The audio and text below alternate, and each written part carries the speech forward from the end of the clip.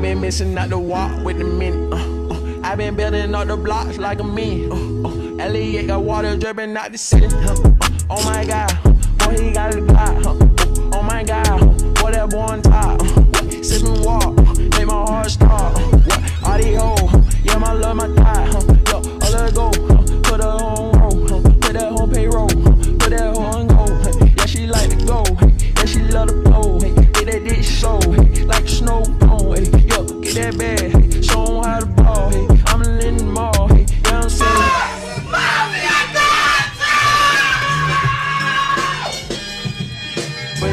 Give me a minute, yeah I need a minute, I'm in a minute, I'm in a minute, I'm gonna tell you, hey, Cardi B and Pippin, Cardi B and kick the shit in, yo, give me a minute, yeah.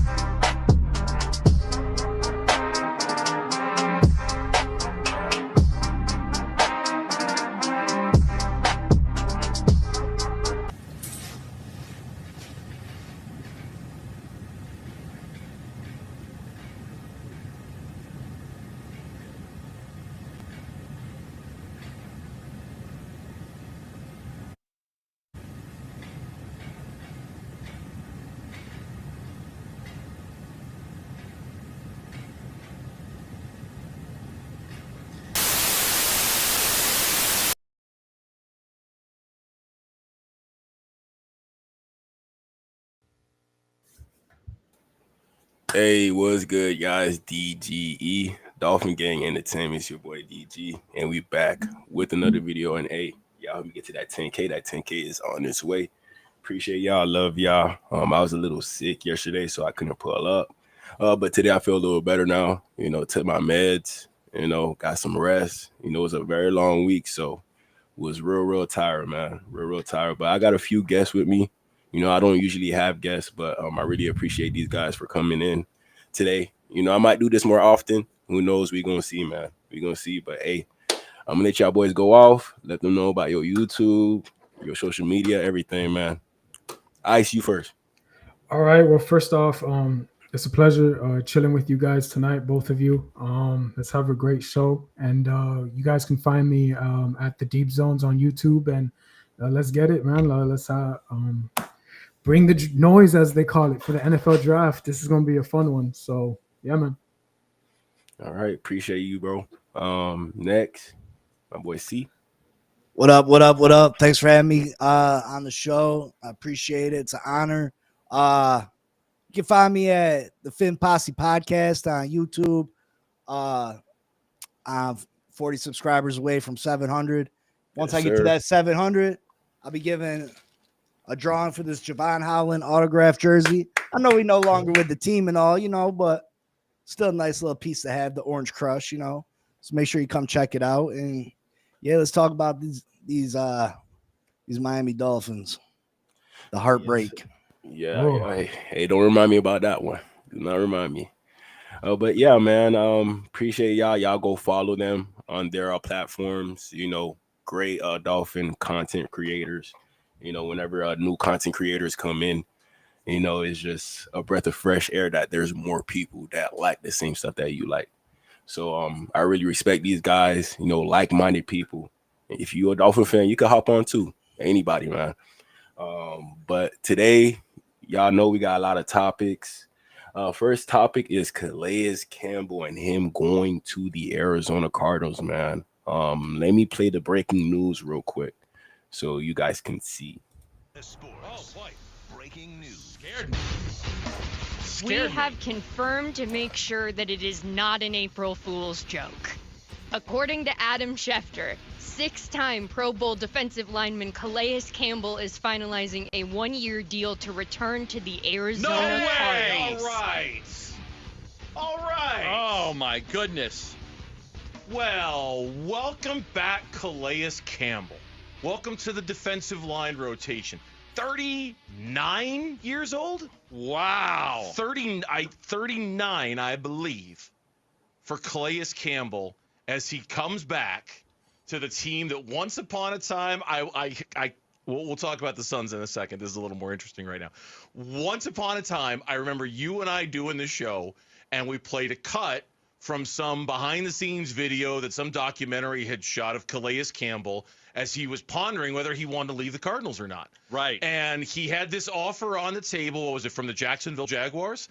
And he says to his agent, well, can't we call Arizona, see if they want to match it? And the agent's like, they don't want to match it. They don't want to match it. They don't want to. Are you sure? Should we call them? Calais, they don't want to match it. They're good. Now, that was forever ago, but I'll have to look it up to be sure. Calais is back. 39 years of age, Calais Campbell is coming back to the Arizona Cardinals. Well, Wow. I just sent him a text. did you? Good. Yeah. Please tell him congratulations. Calais. Man, this one hurt me, man. I'm not even gonna lie to y'all, man. I've been thinking about this one ever since it happened. You know, right now we only have Zach Sealer in the room. I don't know how you guys feel about Benito Jones, but I don't think that will be enough. You know, do you guys trust a rookie D tackle to come in and save the day for the Miami Dolphins? I do not know, man. But hey, y'all let me know y'all opinions about Calais leaving. Okay. I don't know how you feel about cussing on your page, but that's all this move makes me want to do is cuss. It makes me want to blow my top. It's not even the fact that Calais decided to leave. You know, I think he could have did us. He could have been better about it. He could have let us know earlier that he was leaning towards leaving, you know, before all the decent free agent defensive tackles were off the board. But I think the bigger issue here is that Chris Grier put all his eggs in one basket, and that basket is a 39-year-old player that can only play partial time. And if we weren't able to sign him, which we weren't able to, we were left with nothing. We were left with absolutely nothing. And I think that's the bigger issue here, is that Chris Grier is so cocky and confident that he thinks he has the answers to everything, that he's unwilling to have backup plans. The re-signing of Liam Eichenberg, the reluctancy to move on from players that he's drafted and that don't work out. You know what I mean? Mm-hmm. And it's continued over and over and over, his ignorance, and it's really depressing as a Dolphin fan. It's depressing. I stick up for Stephen Ross all the time because I don't think Stephen Ross is that bad of an owner. You know, he's willing to open his checkbook and pay for players. He's willing to do he was trying to tank. He was trying to do secret meetings with Tom Brady on boats and stuff. he was willing to do the stuff needed to win, except fire Chris Grier. And it kind of backfired too, as typical Dolphin fashion for us. We get the left stick at the end, sadly, but you know, they took our draft picks away, like you mentioning with the boat incident. But to piggyback what you just stated, man, I think right there, how Calais Campbell kind of did us a little bit dirty, because you made us wait this long for your decision when you were squandering the opportunity of saying, I'm going to retire. And I think all of us here on the panel can agree on one thing. This NFL draft, you better hit on all these draft picks. You got 10 of them. You can accumulate maybe some other trades, move on up, and find your Kenneth Grant. People have been talking about him. There's Thomas from other places. Oklahoma's got a lot of players. So you better draft 2 defensive tackles is what I'm saying, traditionally speaking, somewhere in those rounds, either early round or late round. Because I do agree with you, man. Chris Grier has been known to squander that opportunity in the NFL draft. This is it for him. I mean, you got to make sure you find that young replacement. But you know who benefited the most? Zach Sealer. I think that team captain leadership, that mentality of winning and being a vocal leader that we missed from Christian Wilkins last season and departed to the Raiders. Same thing goes with Campbell. That goes with Zach Sealer. People are going to be sleeping on my guy, Zach, but that's okay. They're going to find out that he's going to be that vocal leader that we desperately need. And whoever you draft at the defensive lineman is going to benefit tremendously well from that. What's going on, Otto? I see my best friend in the chat. What's going on, bro? Shout out to Otto. But yeah, man, off of what you said, Ice, man, it just it feels like, I don't know. You know, I feel like Calais Campbell chased the bag. Mm-hmm. You know, I feel like he probably had better options out there, you know, but, you know, based off of winning. But he was like, man, I want to get this last check right before I leave. Yeah. So I don't mind going back to my old team, finishing where it started. That's okay. I mean, I'll give him Yeah. that. You deserve it for how you've been playing, especially with us. I kind of understand. A lot of fans disgruntled in that point, but yeah, man. He didn't get a crazy amount of money though. Why didn't we match that? Why are we not matching that offer? Mm-hmm. Maybe Yeah, I don't really know in regards to why we ain't matched the offer. You know, I think if good we one. had a little bit more money, if we had more confidence in our starting quarterback and not so much money being allocated towards our starting quarterback, I feel like there would have been more money in the salary cap to try to retain a talent like Calais Campbell. But since we got two and all these players that's eating up on the cap space, we're trying to be cheap. And Calais Campbell, you know, he's going to come at a cost. You know, came off a very good year, even at his age. So teams are really, you know, vying for his services because of what he did last year. Even though he's that age, he did perform better than some rookies, you know, some of the best D tackles in the league. You know, in my opinion, he came in, he was just as good or better than Christian Wilkins was for us with Zach Sealer in that pairing last year. Well, I mean, he's only getting $5.5 million plus incentive laced contract. That's not nothing. That's nothing. We have that, and we're you know, nobody wants to rework to his contract, which I understand and I get. But there's other ways that we can come up with some money. They can turn Jordan Brooks's contract into a signing bonus. That's $7 million. We can give Zach Sealer a contract extension that saves us another 6, 7, and what we got 16 to 21 million, depending on where you look and what numbers you believe. We had plenty of money to bring Calais Campbell back. So it's unacceptable. I do think they're going to take that youth department, though. You know what I'm saying? They kind of copy those Packers, Chiefs, Eagles. I'd look at Nolan Smith. That's a prime example of how Jalen Carter fell, an injury-prone player in college, but great, talented player, fell to them like that. I hope that we are taking that next stride into the youth department on the defensive line, because right now it's really bleak on that side. I get it, but you don't have no choice but to go that way. And there's nobody else. But let me ask you though: do you also go to the interior of the right guard position and also sticking with Aaron Brewer at center? Because that's the problem, is that we have all these holes that, you know, it's impossible to, you know, we're not going to go get 10 starters. You know what I mean? We'll be lucky with Chris Greer drafting to walk away with two, maybe three. Three. I get that. I feel it.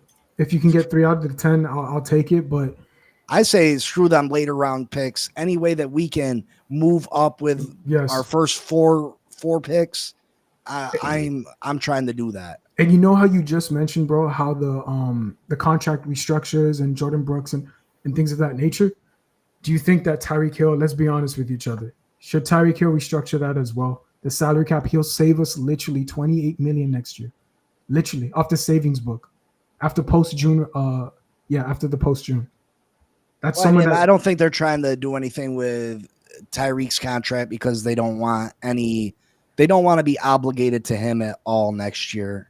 They want to just be able to say, see you later, or if he performs overly well and keeps his nose clean, listen, you want some more guaranteed money, we're going to rip up this contract and get a new one going. I see. I get it. But yeah, man, let me get to some of the comments. Appreciate everybody who pulled up. Theodore, he said 2023 was the year Miami should have retooled last year. Now we are a non-playoff team that will need to rebuild next year. It sounds like Theodore got like a lot of confidence in this team right now. You know what I'm saying? Like it. No. I'm sorry. Greer is not the only problem. It's the dysfunctional front office, starting with Stephen Ross. Okay. Crazy Dolphin, he's speaking. He's talking facts. Why wouldn't a player with a limited career chase the bag? You know, it gets to a certain point. What's more important to you, the bag or a ring? You know, I thought a ring was more important to Calais Campbell. I thought so too. Yeah, because he played so long, he already made a lot of money throughout his whole career. So I thought he would chase a ring, even though most likely a ring would have came from Miami. But still, though, if he had went to the Ravens, okay, I understand. Like, if he go to the Ravens, they're probably gonna go to the Super Bowl if he went there. If he went to the Commanders, they would probably won the Super Bowl if he went there. Cardinals, I don't know what they got over there that he's so infatuated in regards to going over there, and he think that they could do something big, you know. But I think it's more so the fact of that's his old team. You know, you want to finish where he started. That's fine. I mean, he deserves it. You know, he knows he's not going to win there, but hey, he's done it all. He's a first ballot Hall of Famer. I will give him his kudos. But look what Mr. Park said. Mr. Park said it earlier, bro. Greer, it's not Greer. It's Tom Garfinkel. That's the dude. That's the one that we got to start actually asking, hey, can you restructure some of these guys? Can you do something to help us for the future, bro? I mean, next year is going to hit even more if we keep this up. If we're 7 wins at best, oh my gosh, the Dolphin fans are going to go crazy. I could already see it now. Oh my God, it's going to be a mutiny. I think Stephen Ross got handcuffs on the front office and everybody to make sure they're not spending too much money, because I feel like Stephen Ross let Chris Greer go crazy the other year, spending here to there. Like, do it. Go ahead. I don't care. Yeah. Obviously, you showed me that I can't trust you with my money. Right. So now this year, y'all gonna get what y'all deserve. You know.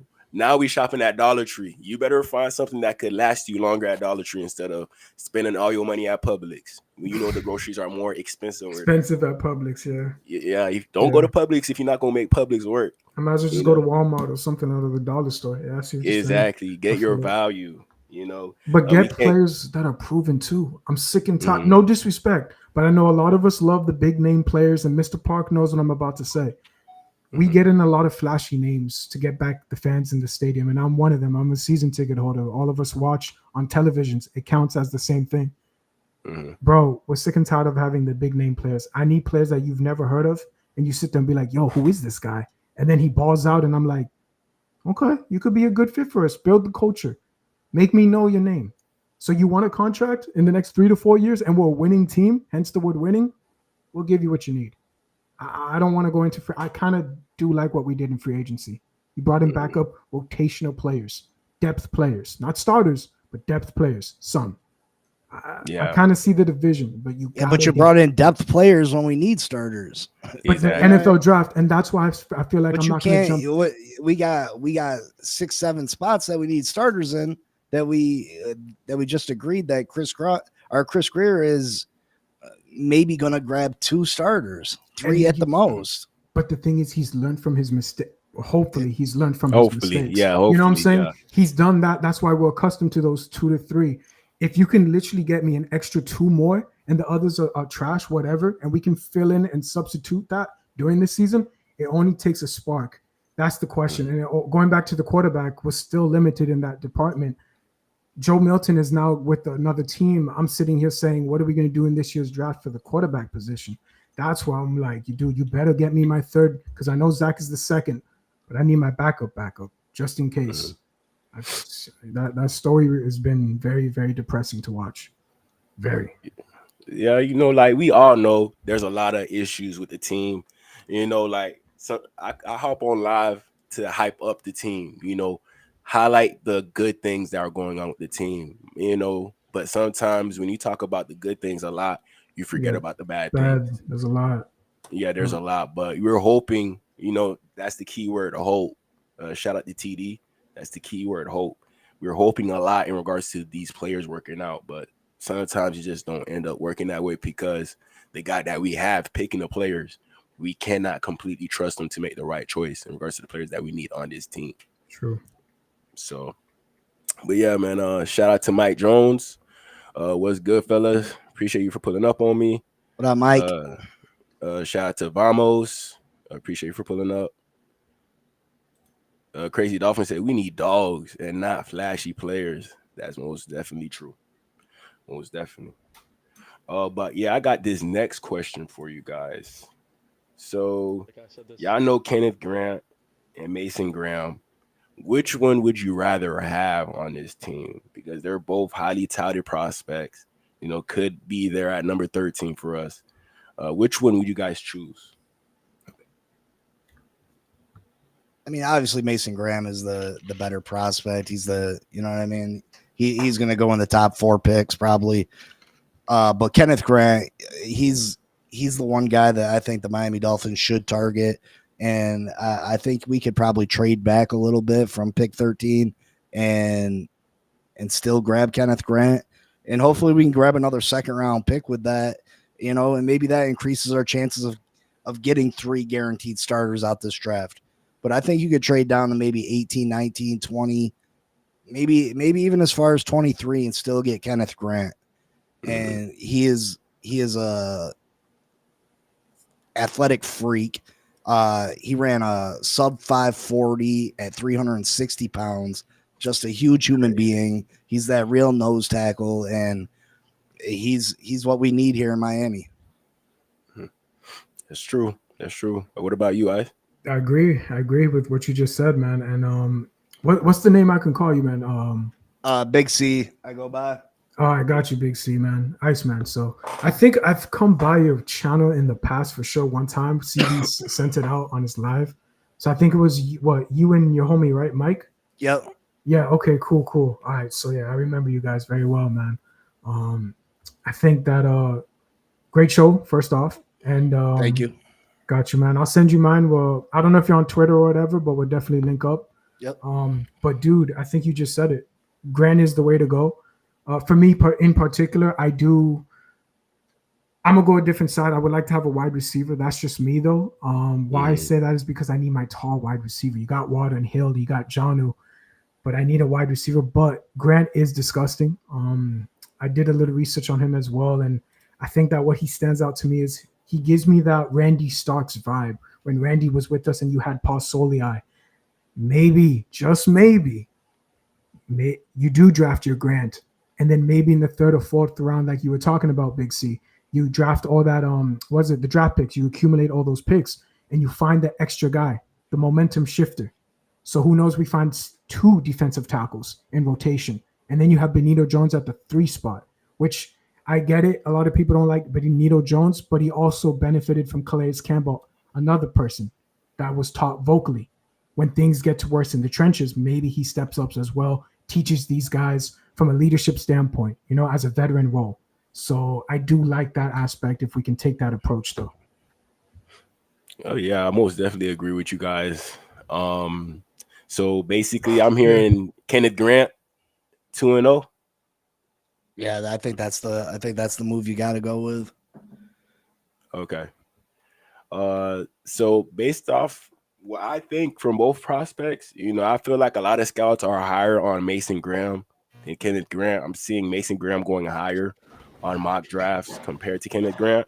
But based off film, I think Kenneth Grant will be a better scheme fit alongside Zach Sealer. I'm not saying Mason Graham is not a good D tackle, but I just feel like Kenneth Grant, based off his athletic traits, Mason Graham, he's not putting that up.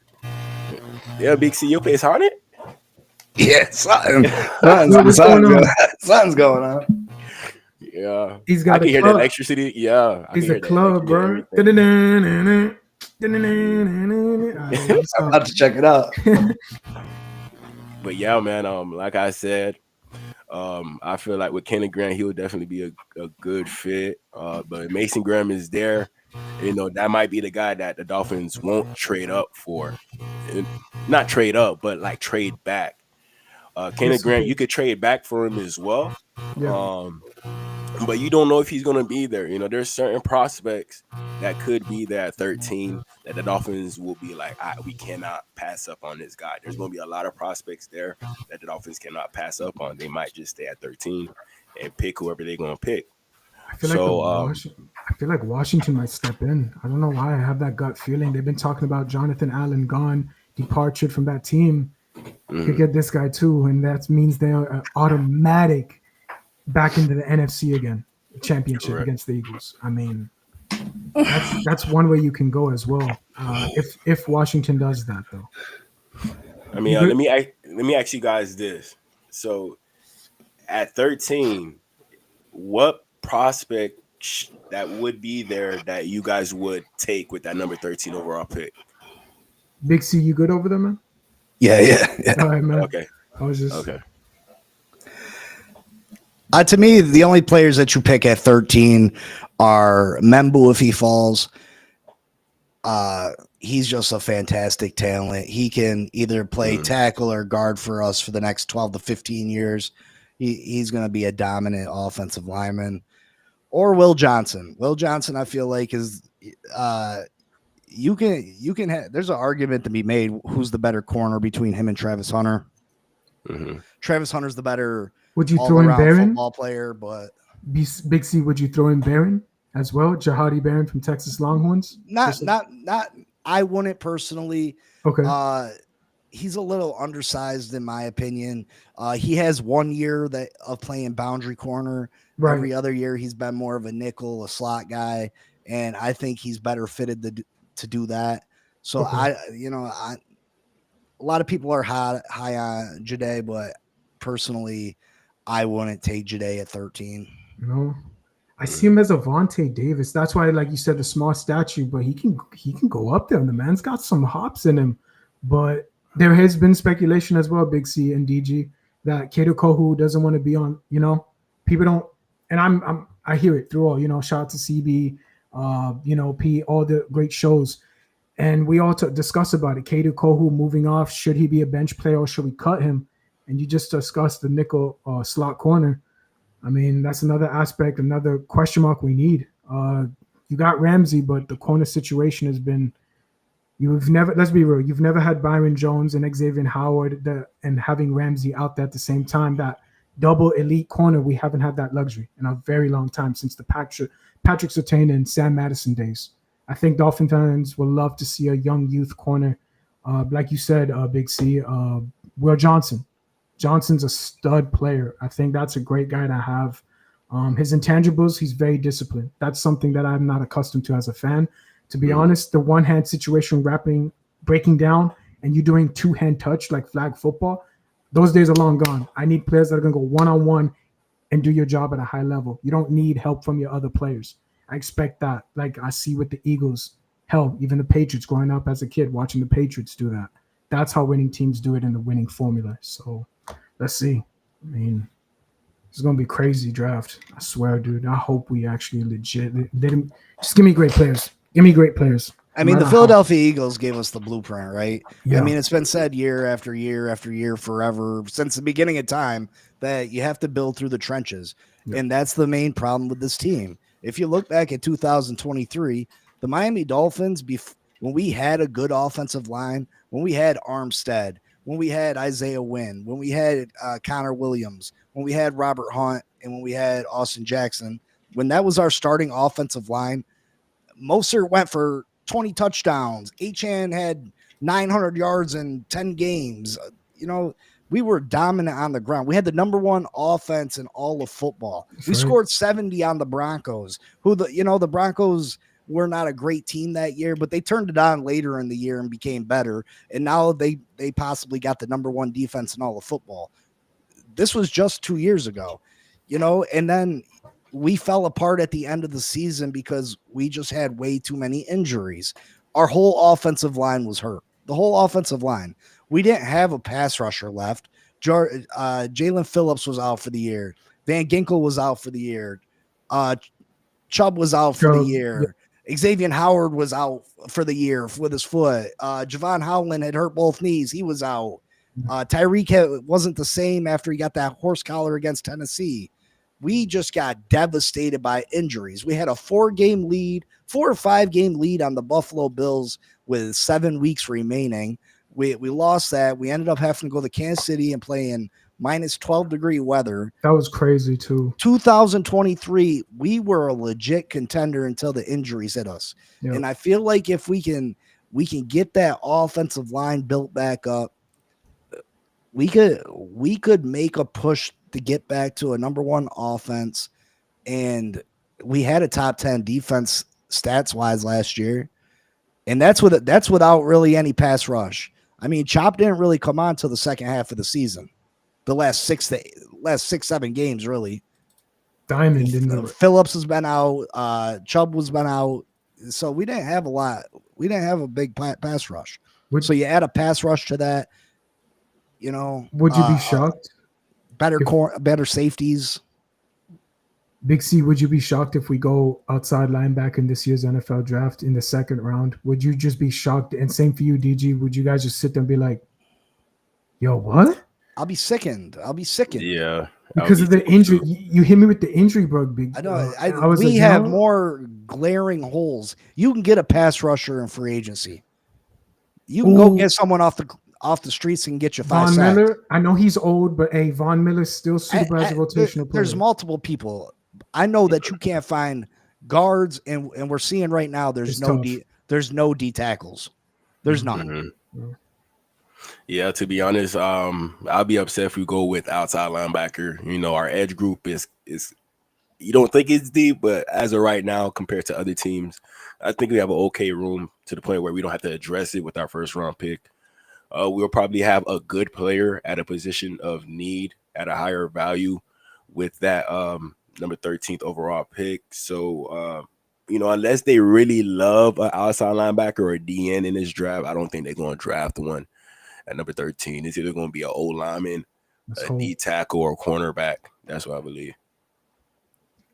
Any of those positions in the first round, I'll be happy with, but they better be ballers. True Miami Dolphin players that literally live up to their hype and also fight for one another. I want to have that brotherhood, that winning. If you want to have a culture, you got to fight for one another. That's something I'm not used to as a Dolphin fan.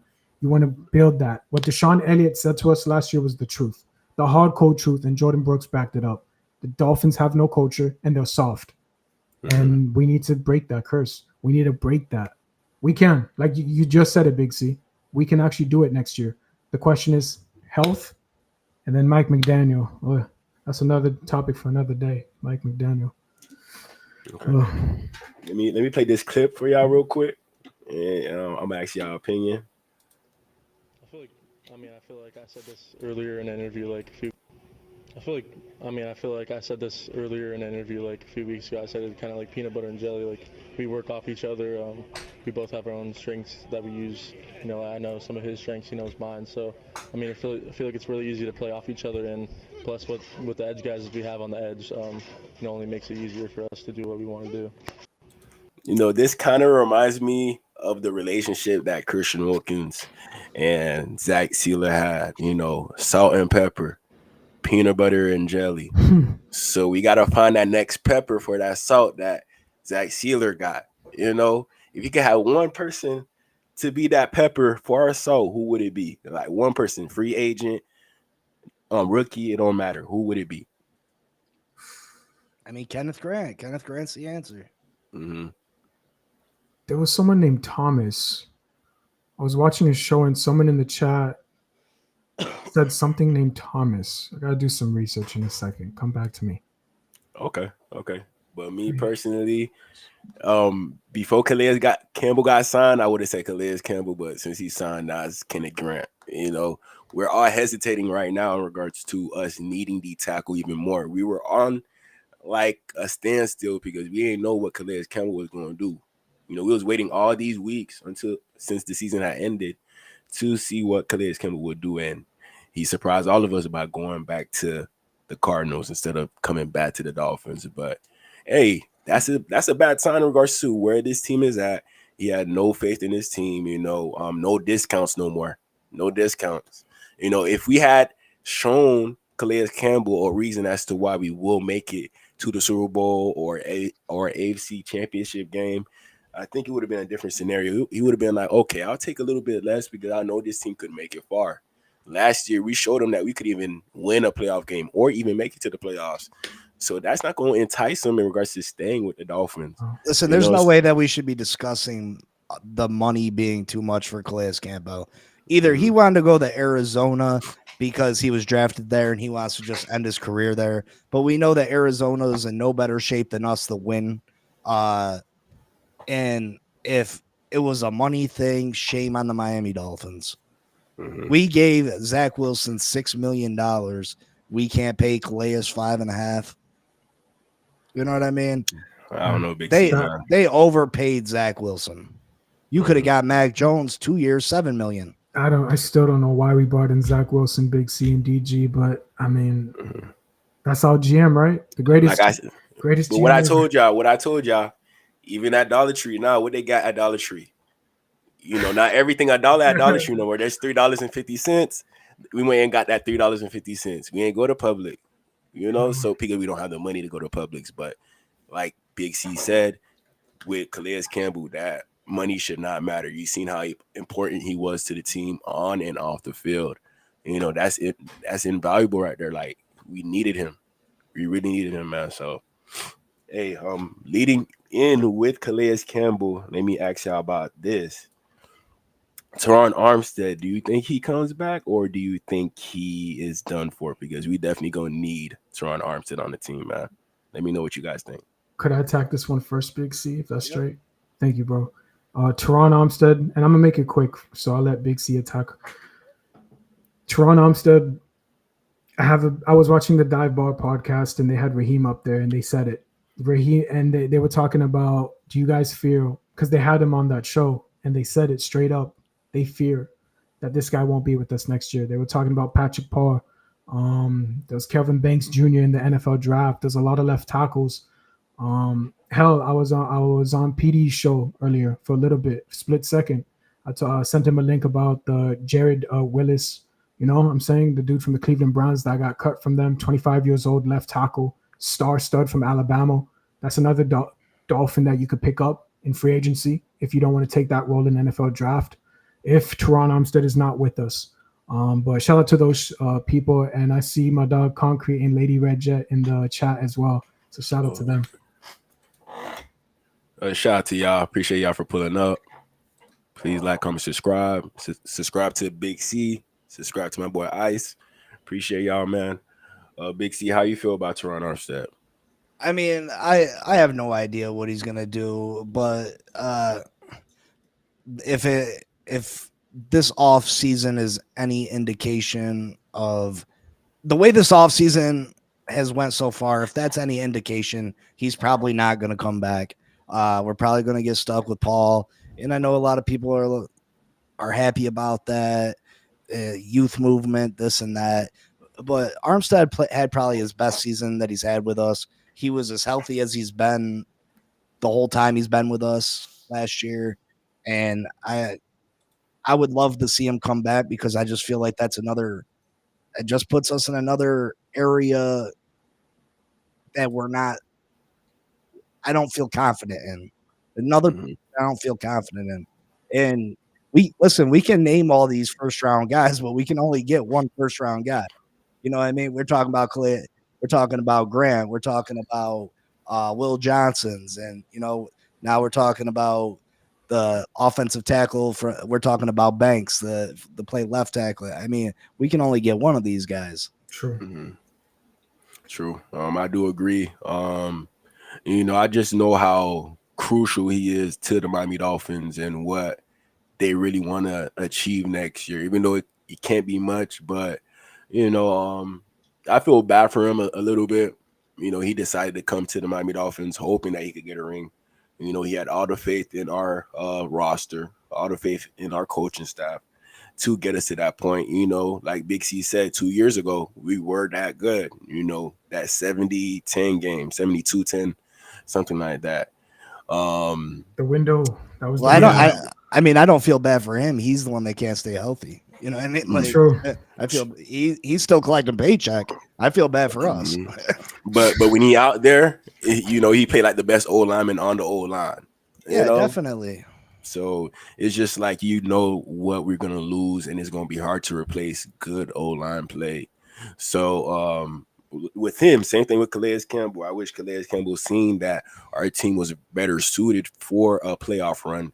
But I don't think Calais Campbell seen that. That's why he left. And then now I think Teron Armstead going to look into that and think that there's no playoff run in near sight and he's out of here possibly. So I'm like 60% Calais Campbell retires, 40% he stays. And that's about it, man. Let's check out what Colin told him at a little interview that he had with him. You've made your money. You can retire today. Yeah. But you play outside of quarterback, the most important position in the sport. If a good team called you up and said, dude, 2 years, would you go play? I'm on a good team, so no. So you're not gonna play. I'm on a good team already. Well, I know, but I mean, so nobody else can call me. This is it. Dolphins only. Yeah, and that's it. That's it. But you're kind of pausing. I'm not. I think it's natural pauses in a conversation. You know what I mean? I smell cap. That's funny. You made. But how y'all feel about that, man? That's funny right there. I smell cap. He knows it. He knows what I'm about to say. I ain't gonna say it. I'm gonna be kind. Okay, you go. Ice, I'm gonna hear what you guys say, man. Let's let it all loose. Teron Armstead playing us like a fool, man. He gonna retire, bro. I just have that gut feeling, dude. Like Big C said earlier, the Patrick Pauls of the world. I hate to say it, but maybe, just maybe, 50% of me says we should go that route to see if they're actually legit. Because if this is a so-called tank season that I've had discussions with Dolphin fans all around this community, we've all said it. Could we be in for a tank season, plug in the youth players, and then from there get crucial snaps and learning potential pivotal moments in your career? But we are talented enough not to squander our opportunities. And I know we all troll, especially me, I troll a lot about Tua. Stay healthy, like Big C said, stay healthy. And you've seen the outcomes of what you can do with this squad. Even if you don't have Teron Armstead, I do expect our GM to move accordingly and get the correct players, even if we don't know their names. I still got that one last faith in our GM, though. Sadly, I have to roll with it, with the punches, but Big C, go ahead, man. Yeah, man. I mean, I don't know what makes you have that faith in him. But, I'm glad someone does. You're going to get me in trouble, man. Go listen, Colin Cowherd's a Dolphin hater. He is he is absolutely a Dolphin hater. I don't think that conversation they just had is really an indicator whether he plays or not. Colin Cowherd was trying to get him to say that he would go to a contending team and play instead of retire. And Armstead was like, no, I'm a Dolphin. You know what I mean? And he was like, well, so I take that with a grain of salt. I don't think that tells us one way or the other. I just think he's saying either I'm playing for the Dolphins or I'm done, which he doesn't, you don't have a choice. You don't get to retire and then, the Lions are calling me, I get to go play for you. No, you're still under contract with the Dolphins. Yeah, one thing about Teron Armstead, there's a loyalty there. This is a player that I believe already won a Super Bowl, right? With the Saints, if I'm not mistaken. I think it was 2009. Drew was on the cover of Madden, so maybe. I don't know. I don't know if he was there. I think he might have came after. Let me see. I could look it up real quick. Teron Armstead Super Bowl. Maybe I could have. I don't know. They put Eric. Okay. Teron Armstead Super Bowl. Despite a successful NFL career with the Saints and Dolphins, has yet to win a Super Bowl title. Wow. Man, and you would have thought that Calais already won the Super Bowl based off how humble he is, how patient he is with his team and our downfalls. A player like this would be a player I would expect to force himself into a situation as to where he could get a ring now instead of later, and on top of that, we all know about the injuries. When a car goes through multiple of accidents, their Carfax is long. And you try to buy a rebuilt car, but the rebuilt car went through a lot of accidents. What you expect, this car be going to help you out for 3-4 months and it's going to break down right back down again. That's how I feel about Teron Armstead. He's a Lamborghini that was rebuilt before. Lamborghinis on the road, driving, great car. But all the issues that it has, it may break down here or there. Do you want a reliable car, or do you want a Lamborghini that is rebuilt? You let me know, but that Lamborghini is going to perform when you got it out there. So that's how I feel about Teron Armstead. Let me play that next clip. That wasn't it for that clip. So Colin Cowherd, he was like really pressing Teron Armstead during this little interview. I know you've seen the contract restructure that we just came to. It worked well for all parties. It allowed me a little bit more time to think and allowed them to do whatever they need to do necessary to improve the team. They've made you an offer. The Dolphins have. You said restructure. Funny. Yeah, we restructured. Yeah. You haven't signed it. Not physically. Are you going to? Yeah. Again, you're pausing. What does that mean? I mean, you're pausing when I ask you, are you going to sign the contract? What the restructure is like, I took my projected salary down to minimum. Okay.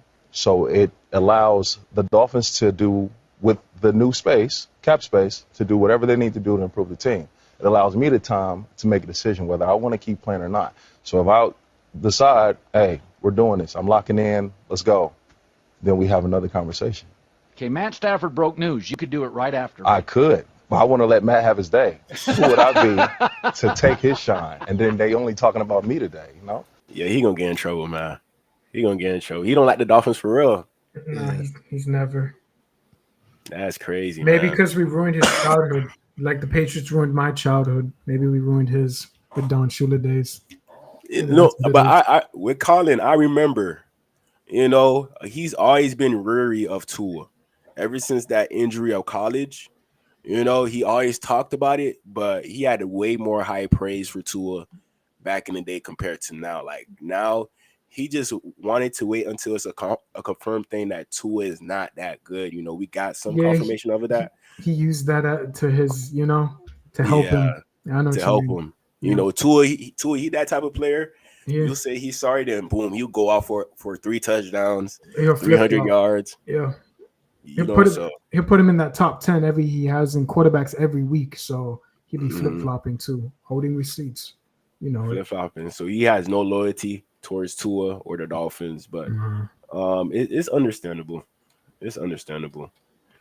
Let me see what I got next for y'all real quick. Shout out to everybody on the chat. This is what I got next. So this is the most yards from screens and check downs. At number 1, you got Baker Mayfield at 819. Number 2, Jared Goff, 723. Number 3, Bo Nix, 679. Kyler Murray, 669 yards. Patrick Mahomes, 605. Tua at 6, surprising. 583 yards. Caleb Williams, 578 yards. Josh Allen, 568 yards. Lamar Jackson, 542. Jaden Daniels, 519. Aaron Rodgers, 489. And CJ Stroud, 439. Who's the most surprising person on this list to y'all? I don't know if any of them are really surprising. I'll go with Caleb for me. Caleb Williams, rookie, struggles. It looks like the Bears might be dangerous, though. Don't sleep on them this year. Something might be happening. I don't know. You know, the reason why I brought this up because, you know, a lot of people say we have a dink and dunk offense, but there got to be an explanation as to why Tua's only 6th on his list compared to everybody else who's ranked above him, even though that's what we know Tua for, dumping the ball off a lot consistently. But he only got 583 yards of yards based off of that alone. And I'm pretty sure he was ranked higher this year than the prior year. This year was more of a product because we couldn't run the ball. We were constantly playing 2 deep safeties. Defensive backs were constantly jamming us off the line. Teams were able to drop 7 in the coverage and only rush 4. That was a product of that. The year before that, I think we were super low. We were in the bottom half at least in screen and check down yardage. But yeah, 583. Do you think that's a lot, or you think that's just like okay, it is what it is compared to everybody else in the league? That it does seem like it's a lot because there's only 5 quarterbacks that are above him in that stat. Question: where's Jalen Hurts? You see what I'm saying? Because why, if Tua is on that, and I've had numerous of people say, like you just stated, check down, quick slants, bubble screens, all that good stuff. That's what we do with Tua. And then when we threw in Tyler Huntley, Tim Boyler, the list goes on and on. It's the same offense. And the worst part is, goes back to why Mike McDaniel, it's time to expand it. You have to do a better job this season comparing yourself to the elites of the Buffalo Bills, even though Josh is up there, the Hurts, Washington. It's time for us to have that 50-plus yards, maybe 3 out of the 10 plays or 11 plays during the game before the end of the halftime. The start, excuse me. That's what we need to see. I think a lot of us have been bickering and arguing in that statement that we were sick and tired of, speaking on the fan base.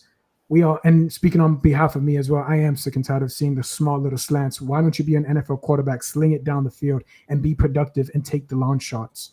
And I know everyone's going to troll me saying, yeah, but Tua's limited. He can't throw the ball. I know a lot of you are listening saying that to yourselves.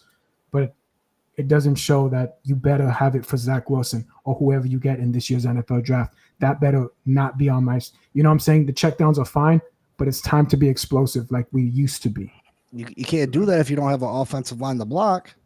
I do like James Daniels, but there is speculation You like James Daniels before the ACL injury, the Achilles injury. You don't know what he's going to be after.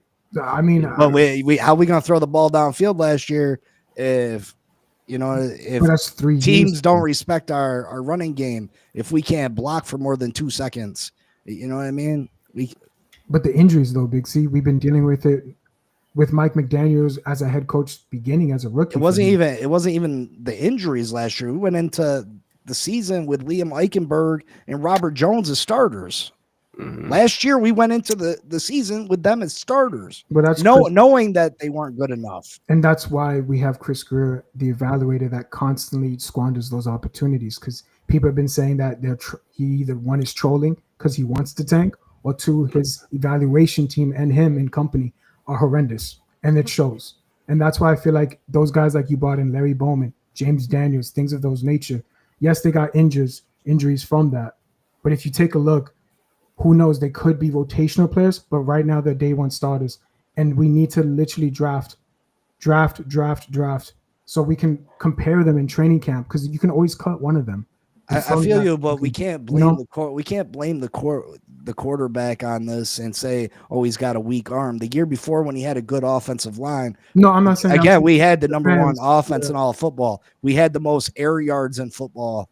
Like, we had a dominant deep passing game in 2023 when we had an offensive line. But if we don't have an offensive line, what are we going to do other than check it down? What are we going to do?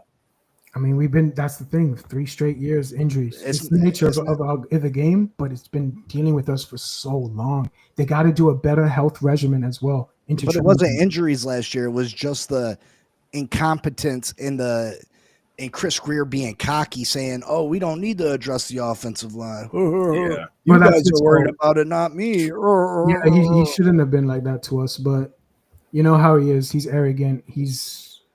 You know how he is, Big C and DG. When you go into a season and your starting guards are Rob Jones, Liam Eichenberg, and then Isaiah. Like, if I was Tua, I would have complained. It's like, hey, do you guys really care about me? Like, they knew. Like my colleague Joe Burrow, he got a better O-line than me. Justin Herbert, Jim Harbaugh, he's definitely building that O-line for him. Jalen Hurts, what they're doing for him.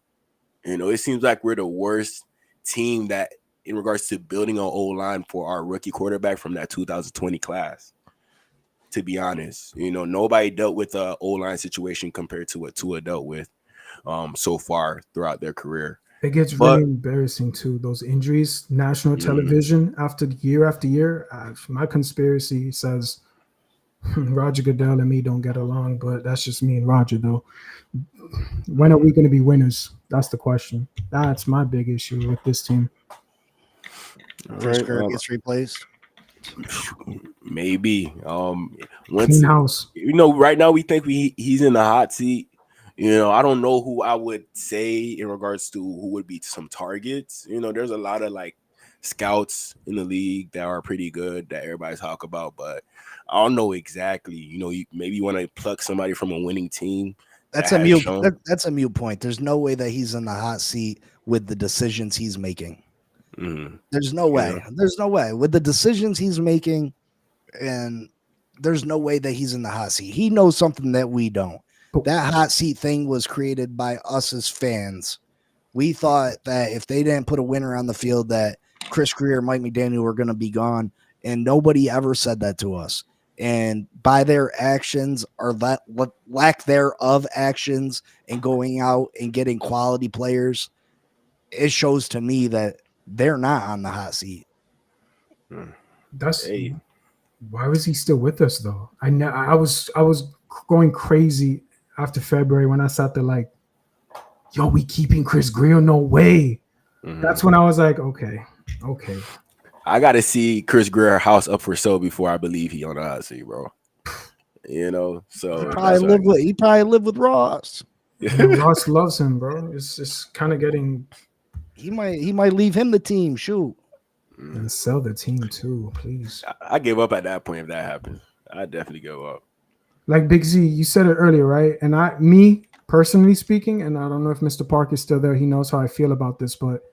Me and Ross have never got along as a season ticket holder because you brought in Club Live, you re in the stadium and all that stuff. Even though you wanted us, the taxpayers, to pay it at first, we denied it, and then you had to pay it. Bet. Mm-hmm. But you also brought in nice stuff for the NFL players in Miami Gardens, closer to the stadium. You mentioned that earlier, Big C. But the one thing I have with Ross is he needs to stop being financial mogul.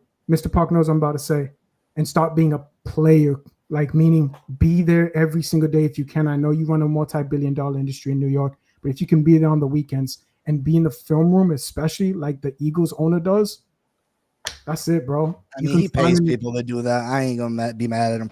But I want to address this crazy Dolphin real quick. Mahomes does not have a number one O-line. Can we please not compare one of the greatest quarterbacks to ever play this game to Tua? Like, come on, like that's an unfair comparison because Mahomes does a lot of things that every other quarterback can't do. You can't compare Patrick Mahomes to Tua. Oh yeah, Mahomes also has one of the greatest coaches in NFL history on his team. And last time I checked, they just gave the top left guard in all of football. They just re-signed him, right? Or brought him back on the franchise tag. Yeah. And they just traded Joe Turney away. Like, they had an offensive line better than us. But don't compare Patrick Mahomes to Tua. That's not fair. It's not fair. Look at Concrete, bro. What you talking about, Willis? What you talking about, Concrete? You know damn well Club Live in Miami and the stadium ain't going anywhere. Go ahead, Big C. Cook, man. Go ahead. I mean, and then Tua can't beat good teams.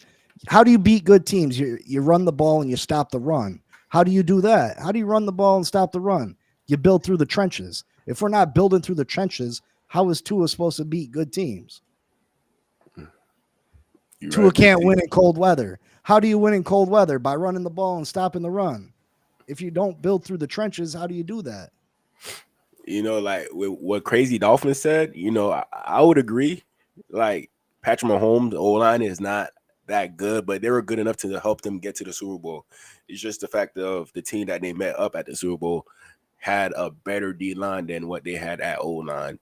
They can rush forward and get pressure. Exactly. So that's my opinion on that. Next, what I got for you, I got Mike McDaniel. He spoke about Tua, actually. And we're going to see what he said about QB1. Let's check it out. I think relative to all players in positions or platforms where you're the face of the franchise, if you take that as a category, face of franchises, relative to all sports, I think you should have an appreciation of a foundational element of sport, and he's always getting better. He's always improving on things in his game. That's one thing that I think is supremely important, specifically at the quarterback position. But something that I think people don't really recognize. All the best players in all of our sports that we all love growing up, the common denominator is there's players with talent that continue to attack and master the position, and it takes time. And I think his strength will be what he'll lean on as his career continues. That he's going to be a better version of what the world last saw of. Okay, so that was Coach right there talking about Tua. I got Tua's career stats so far. He said Tua got better each year, so we put up the stats to see if he really did or not. But injuries might be considered in regards to these stats. First year he played 10 games. Next year he played 13. That next year he played 13. 2023 he played 17, and he went right back down to 11. So let me know how y'all feel about what Miami Daniel said. Do you think there's like some context clues in regards to how you feel about Tua? Let me know. First off, I want to say this. Listening to Mike McDaniel talk on a consistent basis hurts my head. Yeah. He's always gibber mouthing, like his mouth is full of Novocaine and trying to come up with every sophisticated word he's ever heard in his whole life and say it in one sentence. And it drives me absolutely crazy. It's the mumbling for me too. It's the I'm like, okay, I cool. think because he's constantly trying to think of the biggest words possible that he can use to describe something that he could just spit out. I think he just mentally he wants to impress people, because I'm not trying to be an ass here, but I do know he was like a nerd growing up, so maybe I'm not trying to like troll him, but I'm just saying, I'm putting all right, but he should be out. If he sits there and talks to his wife like that, how did you get her to go on a date with you? How did you know what I mean? Like, I don't know. Would you like to go out? Would you like possibly have this superior dinner with me and at an extremely well lit, positive environment? You know what I mean? Like, yeah, listen, it's crazy. Tua, I think, is good enough to win. Is he a franchise quarterback? No, he's not a franchise quarterback. A franchise quarterback, you got to be able to depend on. You can't depend on Tua because of the injuries. Is Tua good enough to win a championship with? Absolutely. We've seen worse quarterbacks win championships. That's true. Does Tua need the right things around him to be successful? Yeah, lots of quarterbacks do. But the biggest concern with Tua is the injuries. We can't rely on him on a consistent basis to stay healthy. And you can't go through that. How many real franchise quarterbacks are there in the NFL? How many really are there? Franchise guys? A handful. There's only a handful. Maybe 4 to 5. Yeah, you're right. Most of these other guys can be replaced. How many other quarterbacks could you put in Jalen Hurts' spot? And they could have won the Super Bowl with the Philadelphia Eagles. I mean, that's true. No, I think there's quite a few that could. Yeah, that team is stacked. I'm not gonna. I think there's quite a few that could. You know what I mean? So do you think like 10? You think 10 quarterbacks? I think probably definitely 10, because you got 4 or 5 that are top notch. If you put Josh Allen over there, of course. You put Patrick Mahomes over there, of course. What about Joe Burrow over there, of course. Yeah. Lamar Jackson over there, of course. And then you got the Jared Goffs. Could Jared Goff win a championship? Why not? You know what I mean? Why couldn't he? Obviously, Jalen Hurts. Justin Herbert, possibly. Stafford. Yeah, absolutely Stafford. There's definitely Jordan Love, possibly. There's definitely a bunch of them. So is Tua a franchise quarterback? No. Is he good enough to win? Can he play at high level? Can he play at a top 5 level at times? Absolutely. We've seen it. And at times he plays badly. We've seen that too. But I know that when we gave him a good offensive line, we had the number one offense of all of football, and you can't ask for more than that. You can't ask for more than that. And if we would have stayed healthy that year, we would have won the division, and I think we would have won playoff games. So, you know, you get what you can give them Tyreek Hill and Jalen Waddle all you want and say, oh, well, we gave you weapons. Well, if you didn't give him protection, if you didn't give him a stable running game, it don't even matter. He's still behind the 8 ball. Yeah. You know what I mean? So, you know, I mean, my opinion, you know, before I get to my opinion, do you guys think that Tua reached his ceiling? Because as you can see here, first year 44.8 QBR, 55.7. Then in 2022, our good year, he had a 70.6. And then right after that, he fell off 61.5. And then he got a 60.3 this last year. Do you think Tua could ever reach that 70.6%? Yeah, I mean, I think he can perfect the offense better. He can get better at perfecting the offense and get the offense better. Do I think he's going to ever get physically better than what he is right now? No. I mean, I think he's reached that point. You know what I mean? He can do what he can do well.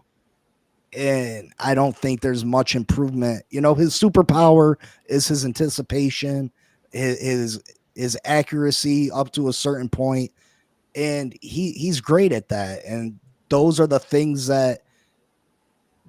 What else can he? He's not going to improve his arm strength. He's not going to improve his mobility. He's not going to be able to improve him staying healthy. So I mean, there's only limited things he can get better at, and he's pretty damn good at the few things. Yeah, true. Oh my bad. Go ahead, Ice. Go ahead, Ice. I don't know if I should say this. I'm probably going to get killed for it, to be honest. But here we go. I'll say it for only 2 minutes, and that's it. With my chest, what I've seen with Tua, like Big C said, you can win against the elite teams. You can, Tua. The question is the trenches, like we were just talking about, your health. And damn it, I'm going to say it. You can do it, Tua. You can actually get this team to a playoff win and more. The question is, what are you going to do in the offseason? Are you going to go to Tropical Park and work with Nick Hicks, work on your mobility, things of that nature, and protecting yourself? And then we attack the trenches for you? There is spots in his game that he has shown us daily that he can become the guy that all Dolphin fans have been waiting for. And I have a lot of fans on my show that have been watching, like Mr. Park, 1970 season, something that I always go into NFL films and watch Ed and Steve Sable. And I used to sit there and be like, damn, dude, I want what that feeling is. How did you go undefeated and then go run it back to back? How did you have a respectful organization in the 80s going into not ending in 1997? How did you do it? Because you had a quarterback. You always found a way. Bob went down, you put in Earl.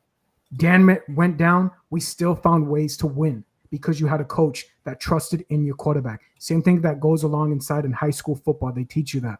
If there's no trust between your quarterback and your coach, you're never going to be a winning team, period. And Mike, it's time to trust Tua. I can't believe I'm saying good things about Tua here, but that's the only thing you're going to get out of me. There's something that shows that Tua can do it. I don't want to put the narrative elite franchise, or he's the next big thing since Dan Marino, which everyone keeps telling me. Dan this was this, Dan was that. Tua needs to do what Dan did. No, he doesn't. I need you to break the curse and become a winning organization team. You do that first step, Tua, you will get a lot of respect from this fan base, and a lot of us will shut up, including me. Prove me wrong. Prove us all wrong that we want to be a winning team. I'm sick and tired of being a 7, a 10 winning team and waiting 8 more years to be into the playoff appearance. I don't want to do that anymore. I want to be a winner. I'm sick and tired of watching the Buffalo Bills. I'm sick and tired of watching the Patriots back then, and now people are speculating that the Patriots could overlap us. Exactly. I want to be a winner. That's all I have to say. I feel strongly in that department that I need to be a winner this year. That's it. Hey, Tua, I want to be a winner too, but we can't be winners if you're consistently like this. We cannot be You're wrong as hell for that. Damn, you were wrong as hell for that. Oh, hey, I just found this on Twitter. I thought it would be funny. Hey, if they come after you, DG, I didn't start it. So, hey, that's all I gotta say, man. Shoot. I don't know how the AI work. I don't know how AI work. This is what I seen. This is not real life. Whoever think this is real life, please calm down. This is just Tua in a wheelchair, an AI version of it. Okay? I could already hear the trolls. I could already hear it. So this picture leads me to ask you guys how much games you think Tua will play this year. I plead the fifth. I'll let Big C take this one. There's no possible way to even try to predict that. I mean, another head injury, he's going to miss 4 of the 6. And it's not even that he needs to miss 4 of the 6. He's the poster boy for concussions of the NFL. He was symptom-free after 1 week last year. But because he's Tua and because the whole world stops and watch every time Tua suffers a head injury, we gotta make the masses happy. We gotta make the social media happy. We gotta make the media happy and put him on injured reserve. Yeah. So he's gonna miss 4 of the 6 definitely with another head injury, and then we have no idea about the hip. Mm-hmm. The Miami Dolphins kept us in the dark with the hip. Mm-hmm. And he actually last year he was on the injury reserve for that same hip for like a week or so. I guess it kind of like bothered him a little bit still. So that was a little concerning when I heard that. And then Scotty says, a quarterback reaches their mental mastery of a system and this and that. And Tom Brady did it at a later age. Are we holding hope that Tua's brain lasts that long? I mean, that's dangerous too, Big C. That's dangerous, but we at that point now. Yeah, because that's another bad move by Chris Greer. Again, Tua is good enough to win with. You just can't build a team around a player that you can't. Tua could go out and he could have a better stat season, 100%. He could go out and throw 40 touchdowns, 9-10 interceptions, 4,500 yards. He can improve on that, absolutely, 100%.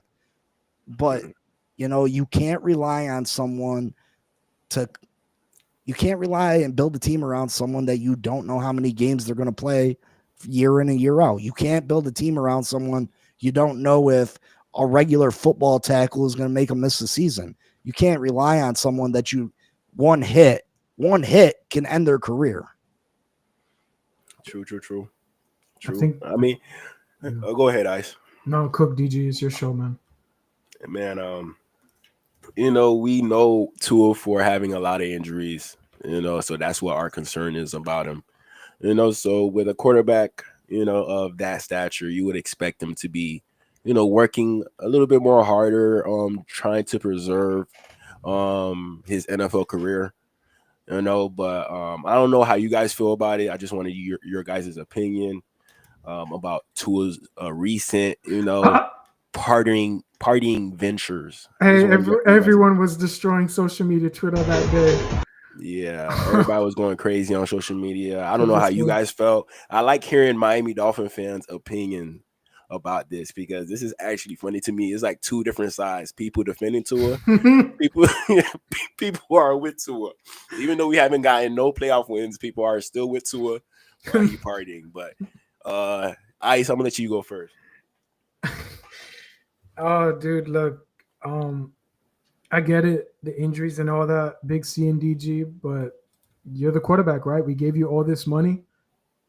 It's time to put up or shut up. One last ride with you. You get injured, that's it. We'll bench you, and I think it's time, Big C. You were talking about the brain, bro, and a lot of Dolphin fans don't want to talk about it, but I'm not scared to. I'll do it with my chest open. You know how it is with me. The brain is nothing to be mentioned because CTE, all that good stuff in high school to make you in college, they do the same thing. You have to write a contract in order that you know what you're buying into. Same thing with the NFL. And Tua constantly getting blown to the head, choking your brain. When you get older and you make it to your 40s and 50s, if you're lucky, you're turning into Mike Webster too if you keep this up. Learn how to protect yourself. I don't want to see this anymore. How on national television, like I sound like a broken record, but why are we, the Dolphin fans and the Dolphins logo, why do we constantly on national television being made fun of? Let's be honest. We're the laughing stock. Like Big C said, what was it? The word that you said about Tua, Big C? Using him on the pedestal of concussion. Oh, he's the poster boy. There we go. That's not a good look for any Dolphins fan, for all of us. And I think it's maybe you guys are right. Draft a quarterback, and we'll see in that valuation room later on in weeks or months to come. And in this video here, a lot of people were trolling, saying he shouldn't be doing this. He should be out working like Jalen Hurts is doing right now currently. But the man's got a life to live as well, ladies and gentlemen. So let's just chill out on that part. But go ahead. I'll let you guys. That's all I had to say on that incident with Tua. Before you go, Big C, let me just tell you this in this fashion. You know, I don't have a problem with Tua doing this, but, you know, I'd rather see him post like a workout video, show us that he's working, and then you can enjoy your life after. True. You know, this being the only content I see of you this whole off season, you know, it's not going to really make me think what you're doing off of camera, you know, and I'm really concerned in regards to, you know, maybe he is working. Maybe he worked out 2 times before this little party that he went to. Who knows? But just seeing this only, this is the content that I'm seeing. You know, I haven't seen this from other quarterbacks who have more success from Tua. So it kind of unnerves me. So I don't know how you feel about it. You let me know. I mean, this doesn't bother me whatsoever. I mean, he's young, he's rich, he's famous. Listen, I'd be doing way worse than that, bro. Yo, I want to be married. I want to be married. Yeah, exactly. He's married right now. That's his girl right there. Cool. I wouldn't be married. Hey, I'd be having Tyreek Hill kids. Listen, man, that don't bother me. You be doing some Wolf of Wall Street, huh? I see you. Listen, but I feel like Tua, he's gonna be more controlled than Tyreek Hill. Like Tua's not gonna have different absolutely. girls. Listen, I would. What? Me? What? I have sister wives. They make a program after me. Oh man. My God. Listen, this guy, you know, that's what people like to do. That's what media likes to do. They like to record the things that look bad. Nobody wants to show the good stuff. You know what I mean? That's not interesting. That's not news. This is news. You know what I mean? Look at Tua's out partying. He should be at all times. He should have his face buried in the playbook. You know what I mean? Like, come on. Like, people don't want to show him doing that. You think Jalen Hurts is spending his whole life in the playbook? No, he got lucky that he's got a great offensive line that the Giants were stupid enough to let Saquon Barkley go. You know what I mean? Like, this doesn't bother me. You know, like with like certain situations as to where, you know, you're at a workplace and everybody take their job seriously in a different type of way. You know, some people at the workplace take their job more serious than others. You know, but other people, they don't really care about the job. You know, they clock in, and then they clock out. Then there's some people who work in extra overtime just to make sure when they're on the clock, they performing. You know, so to it seemed like when he clock in. Like what's mandatory, he will do it. Do you think he'll go the extra mile to get that much better? You know, we don't know because we don't see him working out every day. Well, it's been said that he's called the receivers to get together, that he gets together with the receivers and, you know, and throws passes and they run routes. And I mean, he does do it. Does he do it as much as everybody wants him to? No, because he hasn't won a championship. He hasn't won a playoff game. So yeah, everybody's going to think that he needs to spend every waking moment, but it's unrealistic. Raphael, my bad, Big C. Raphael, what you talking about, man? Wow, dude, man. Raphael, dude. Yo. Japan. He didn't even say US. He said Japan. Big he was C, outside. Big C, you see what you started, man? Damn, dog. Oh, man, bro. But, hey, my opinion on this, man, you know, this is another video of him partying with Baker Mayfield. You see, okay, he's with another quarterback. But at least Baker Mayfield won a playoff game. You haven't won no playoff game. You know, he's over there with, who is this, Quentin Bell? It looked like Quinnen or Mo Camara, something like that. That got to be Quinnen Bell. I You know, he got the ukulele. You know, he loved playing that right there. That's you know, I'm not hating on him. I want him to enjoy his life, but at the same time, you know, it's kind of like if you have kids, you want your kids before your kids have fun. You want to make sure they do their homework first. Did you get your homework done? Yes, mom. Okay, that's what I want to see. You know, don't go outside playing if your homework is not done. But you know, how do you know his homework's not done though? Oh, you say he's you gotta be one of.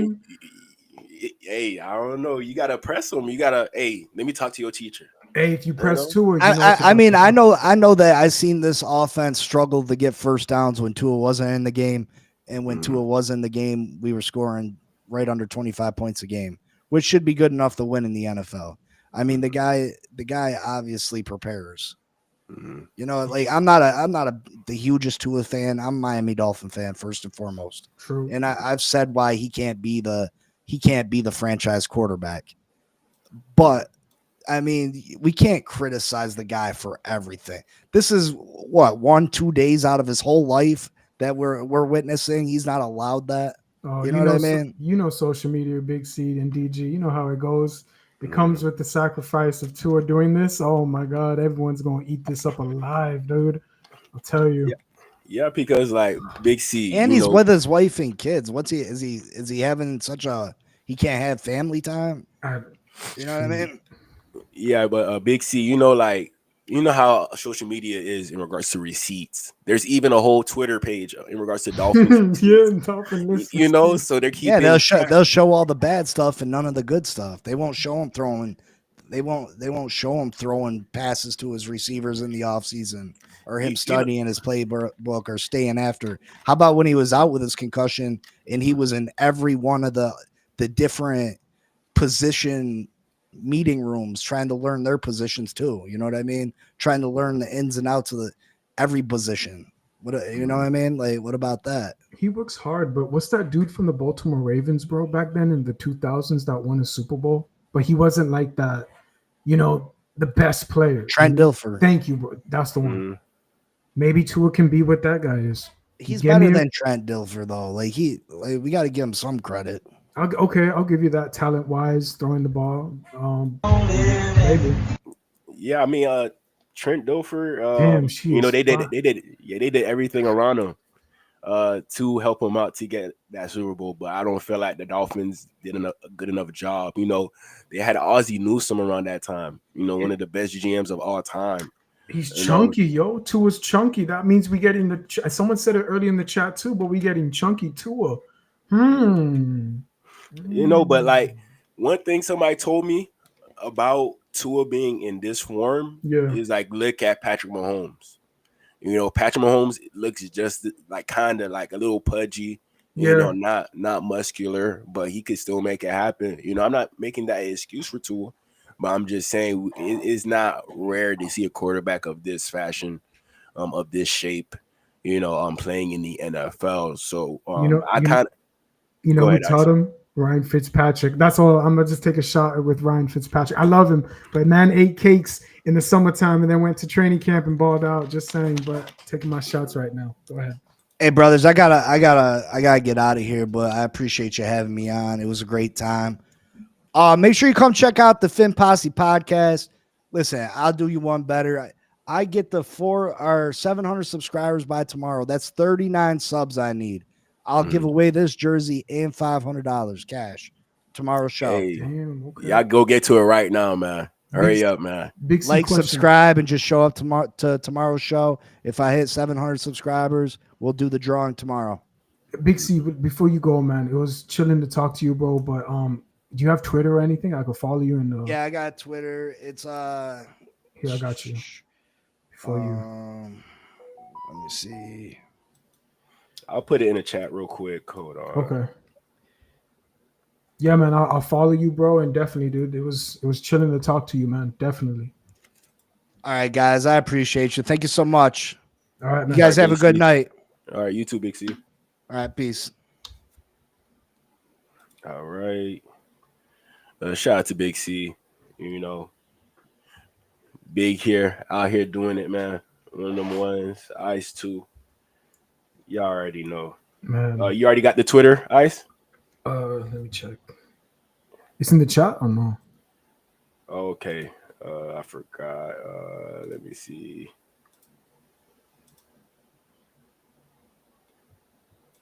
You good. You can send it to me after the stream, man. Do your thing, bro. Let's cook.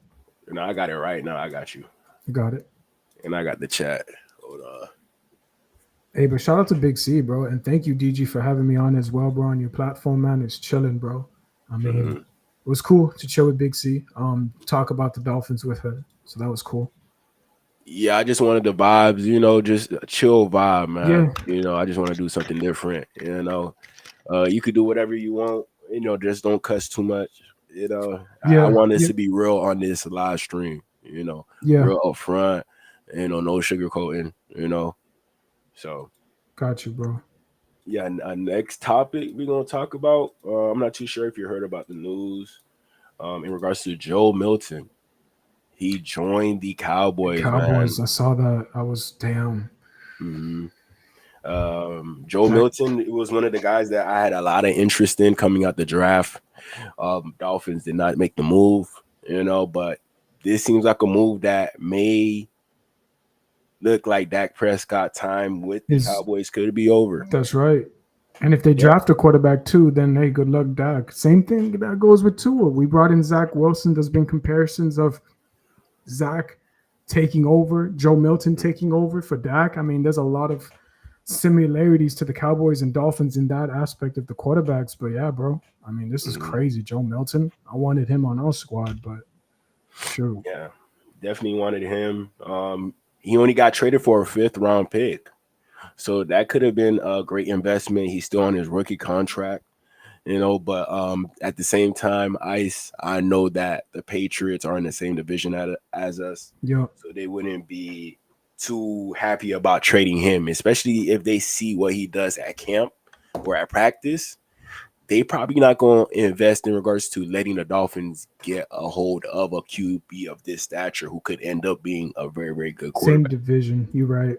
No, I see what same you're saying. division. So I never seen this happening, but I was hoping, maybe one day I woke up and I seen it happen, but it ain't happening. Free agent, Jets, Patriots cut him. Shockingly, we scoop him up. Yeah, I know what you mean.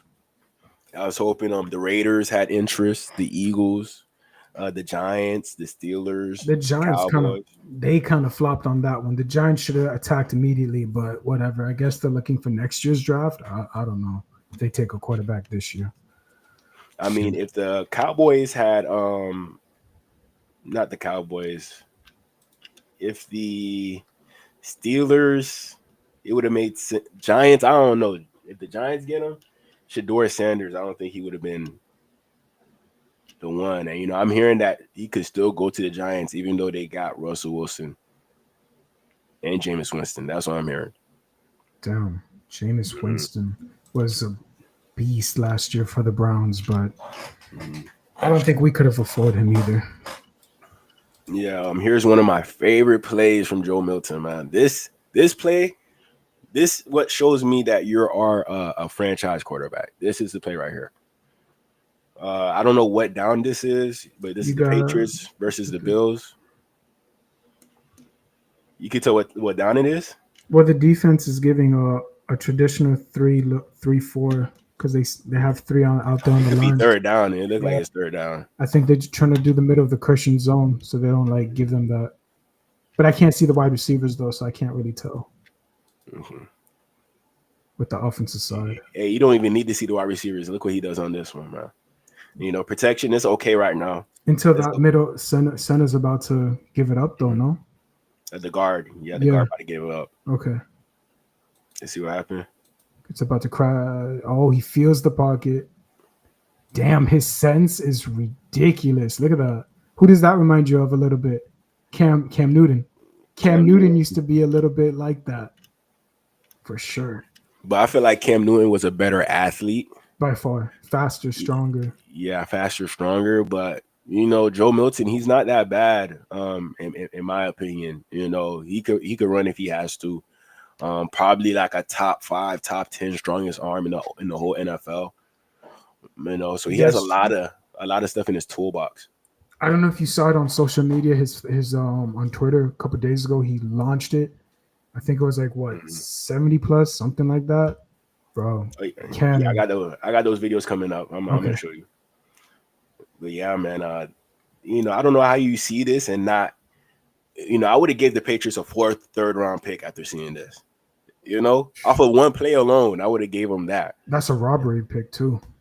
That's a robbery pick. Like you watching this play, you wouldn't think that he's worth a 5th round pick. You would think that he's worth a 1st round pick. For that right there, yeah. Mm-hmm. And I wish we had a quarterback that can do that right there. But go ahead. You know, but the one thing about this is this shows that Joe Milton, he's O-line proof. You know, O-line kind of did a bad job here, but he bought himself time. Yeah, that sense is ridiculous. It's top 100 for sure. Exactly. So that's another thing. He has that uncanny awareness to know what's going on in the pocket. And Shake, what's up, Shake? A shout out to my boy Shake. You know, go Gators.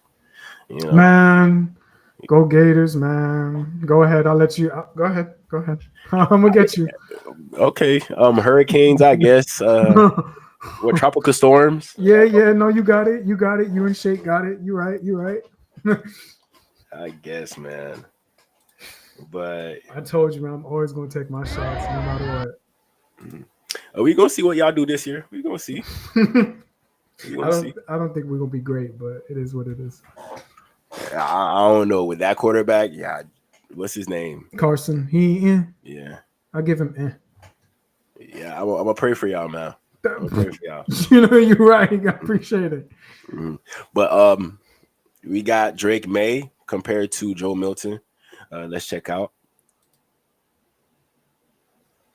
I mean, Drake is about to have a season, bro. And if they trade for AJ Brown somehow, some way, I don't think it's gonna happen after 7 bids. I don't know. Hey, if that does, that's a killer though. We got Walter Hill. They got Stephon. They could draft too. I mean, can't go wrong. They're gonna draft another receiver for sure. The Patriots are gonna draft another receiver, but if they do get Travis Hunter, man, it's over. Damn. Wait, go back just a little bit if you can. Look at the difference between Drake and him, dude. That's what I'm saying. Drake throws the Patriots it like make this. a mistake? Play Drake again. Go back to Drake. Let me see that one last time for Drake. How he throws it in the air. So he sets his foot back. Okay, so it goes like one of those, but that's nice. It's that's a sailor right there. Right, but then look at Joe. Ready, set, bam. Now it's high. It's higher though. The rainbow is higher. You know, I'm like, dude, you really have that arm in you. That's a lot of strength. You know, to me, there's not much of a difference. You know, you wouldn't be able to tell who's a 1st round pick and who's a 5th round pick. You're just watching this alone. I think the Patriots, they should have sticked with Joe Milton and Drake and maybe draft another quarterback. Having 3 quarterbacks like that in your room is very rich.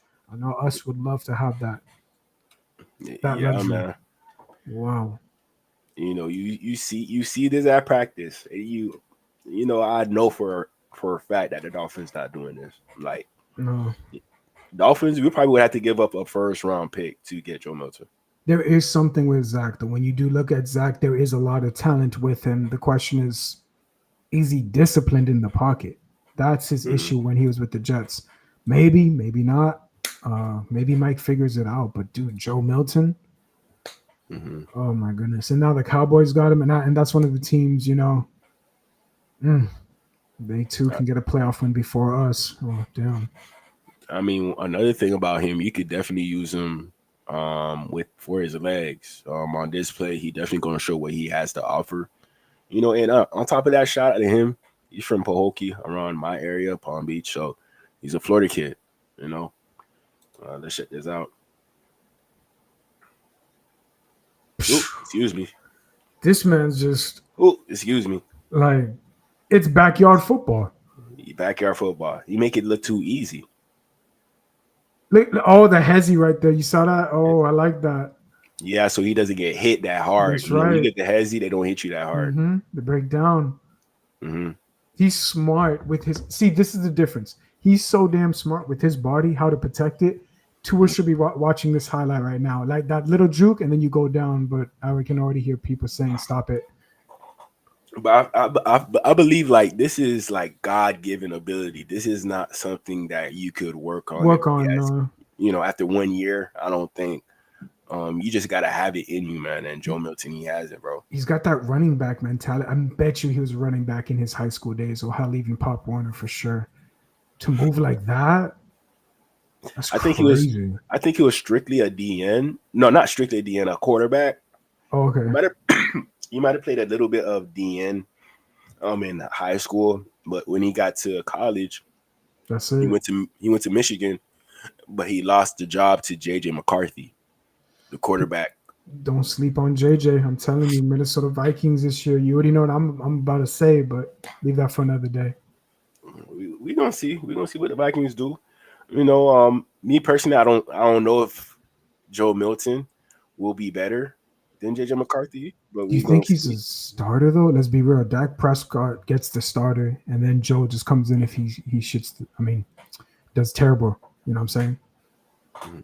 So, right here we got a throwing test. With this test, you can really test the strength of quarterbacks in regards to their throwing power. This is new.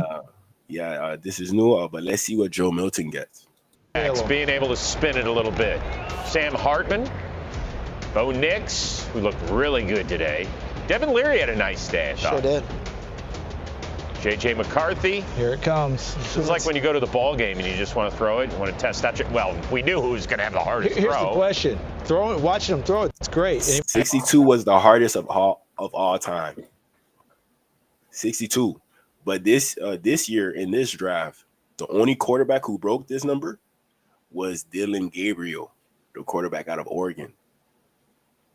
So I don't know. There's been speculation Dylan Gabriel going to the Jets. The Jets could be shocking too. He could go to the Jets. You going hopefully turn into Tool over there. We're open for. I should have laughed, but yeah. Mm-hmm. Shout out to Crazy Dolphin. Sorry, y'all, I'm a little bit sick. My apologies, but appreciate you, Crazy Dolphin. Yeah. Before I get into more, please.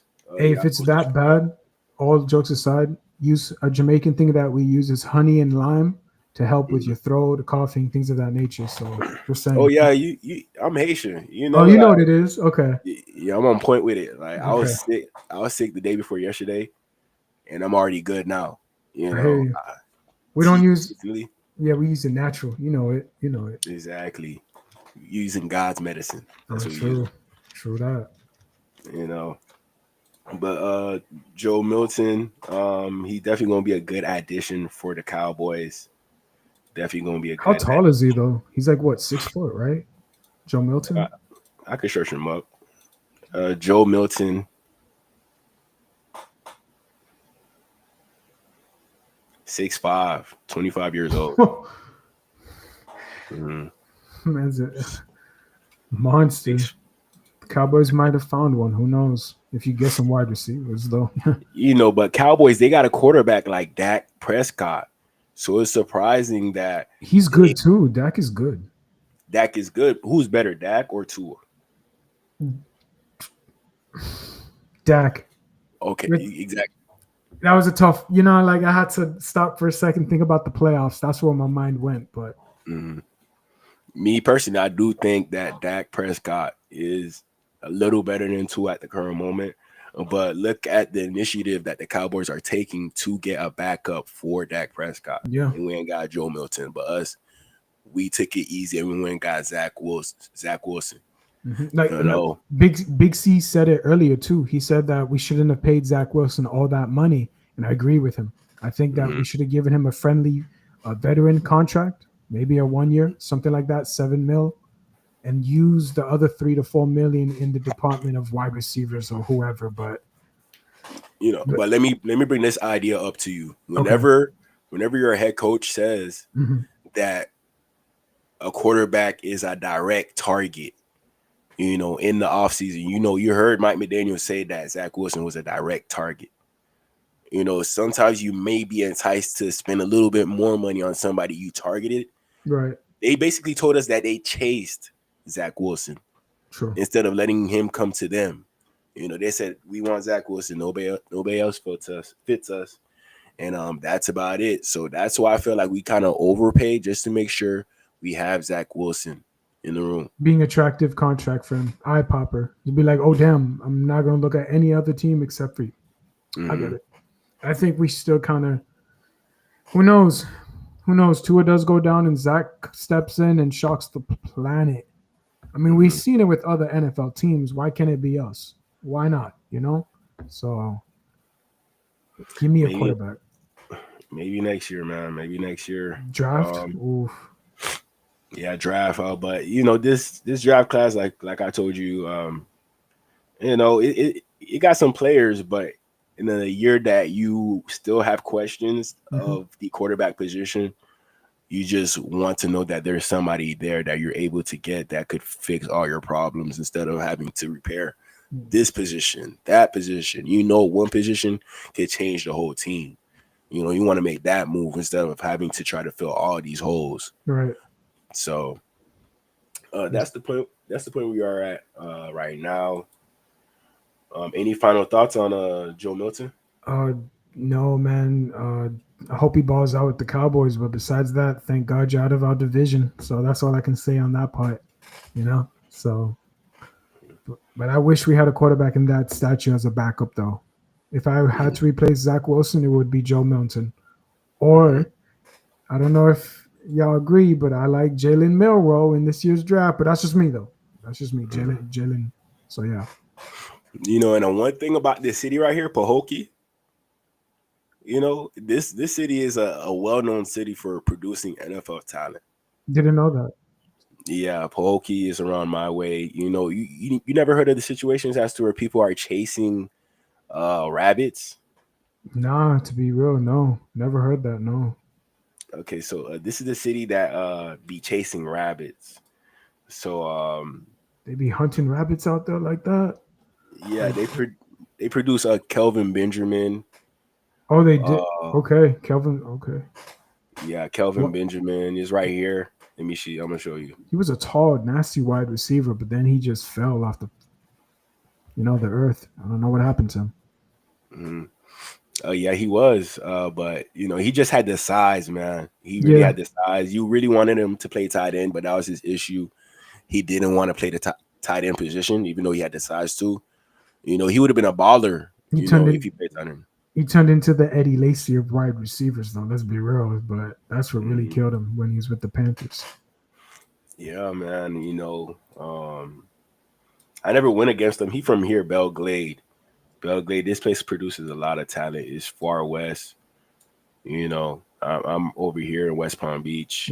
So yeah, I know about all the players. You know, this is where the most talent comes out of in the whole U.S., bro. Right here, right there. This is the hardest too, man. Scorching. Most definitely, man. But shout out to Joe Milton. You know, from the crib. So I got to show him some love. Any players that are from Palm Beach, I love those players, man. I feel you. I ain't gonna lie. You know, it's like you say you went to Columbus. Whenever you see a Columbus player in the NFL, CJ Henderson. Yep. You know, so you gotta ride for them boys, even though they're good or bad. Sadly, true. If they go to a bad team, I know what you mean. Jets in particular. Yeah. All right. Next topic, we got Jalen Wright, man. He been putting in that work. Let's watch this real quick. Yes, sir. Run. Yes, sir. Yeah. Yes, sir.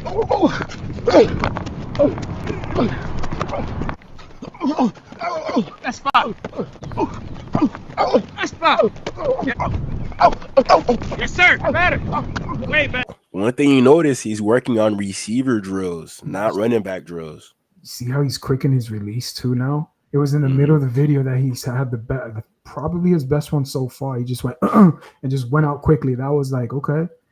Yeah, he looked a lot more shifty out there, man. But Tua, that's another thing. That's what we do, right? You put up the bar of this number 6, right? In passing percentage or something like that.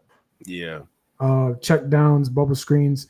And now Jalen Wright's going to get into that mix. And we've all discussed if we draft another running back, and you got Jalen, whoever you get in the draft, and Devon A-Chain, pass, and then maybe a third down goal. I don't know if Mr. Park is still there, but he knows what I'm talking about. Get a power back, traditionally speaking. And you got your wide receivers extra outside the backfield. I do like Wright. I think a lot of people do sleep on him, but give him a chance. Give him a chance. I promise you he'll shock you. With his vision, shooting through the A and the B gaps especially, that's where he really shines the most. I think we need to give him one chance of an opportunity. True. I mean, you know, I feel like he's hearing all the hype, all the slander, you know, in regards to Dolphins. You know, I feel like it's very disrespectful that Dolphin fans are saying Ashton Genty at 13. Very disrespectful to Jalen Wright. It is. And the dog that he is. You know, I know that don't sit with him well, you know, but give him a chance. Yeah. Go ahead. No, you can go ahead. Bro, like I'm just saying, Jalen Wright, you saw it too. We all did. That small little glimpse of a what if when he's tough to bring down. He actually is. And his vision is what separates himself for Devon A-Chain. Devon's got the track and field world-class speed that separates him. That's why everyone looks at Devon like, okay, he's number one. But when you take a look at Jalen, this guy does just enough and more. And he's very physical. He can stand tall when he gets hit and he bounces off. The one-handed snag right there. I mean, come on, bro. Like, yeah, he going hard, man. Like, where is this? This why I think it's somewhere in Broward. Gotta be somewhere in Broward, man. It looks like near the falls. There's the falls with a Pop Warner team. Nah, I'm just tripping though. It could be Sunnyland Sun Devils. I don't know. I mean, if you're used to the area, you probably know about this place. Yeah, it looks familiar. Yeah. See the blue track and field? Is those the courts? Whatever. It could be. Well, Sunnyland Sun Devils is maybe. I don't know. Looks like it. See the playground. Yeah. Damn, dude. I mean, but like what I'm getting from this video is he's focusing on his strength, not his strength, his weakness, which he needed to improve on. Like he's working on catching, and you know that means like he's really focusing on what he really needs to get better at. You know, he know his job is on the line. You know, he know like he a good down the hill runner.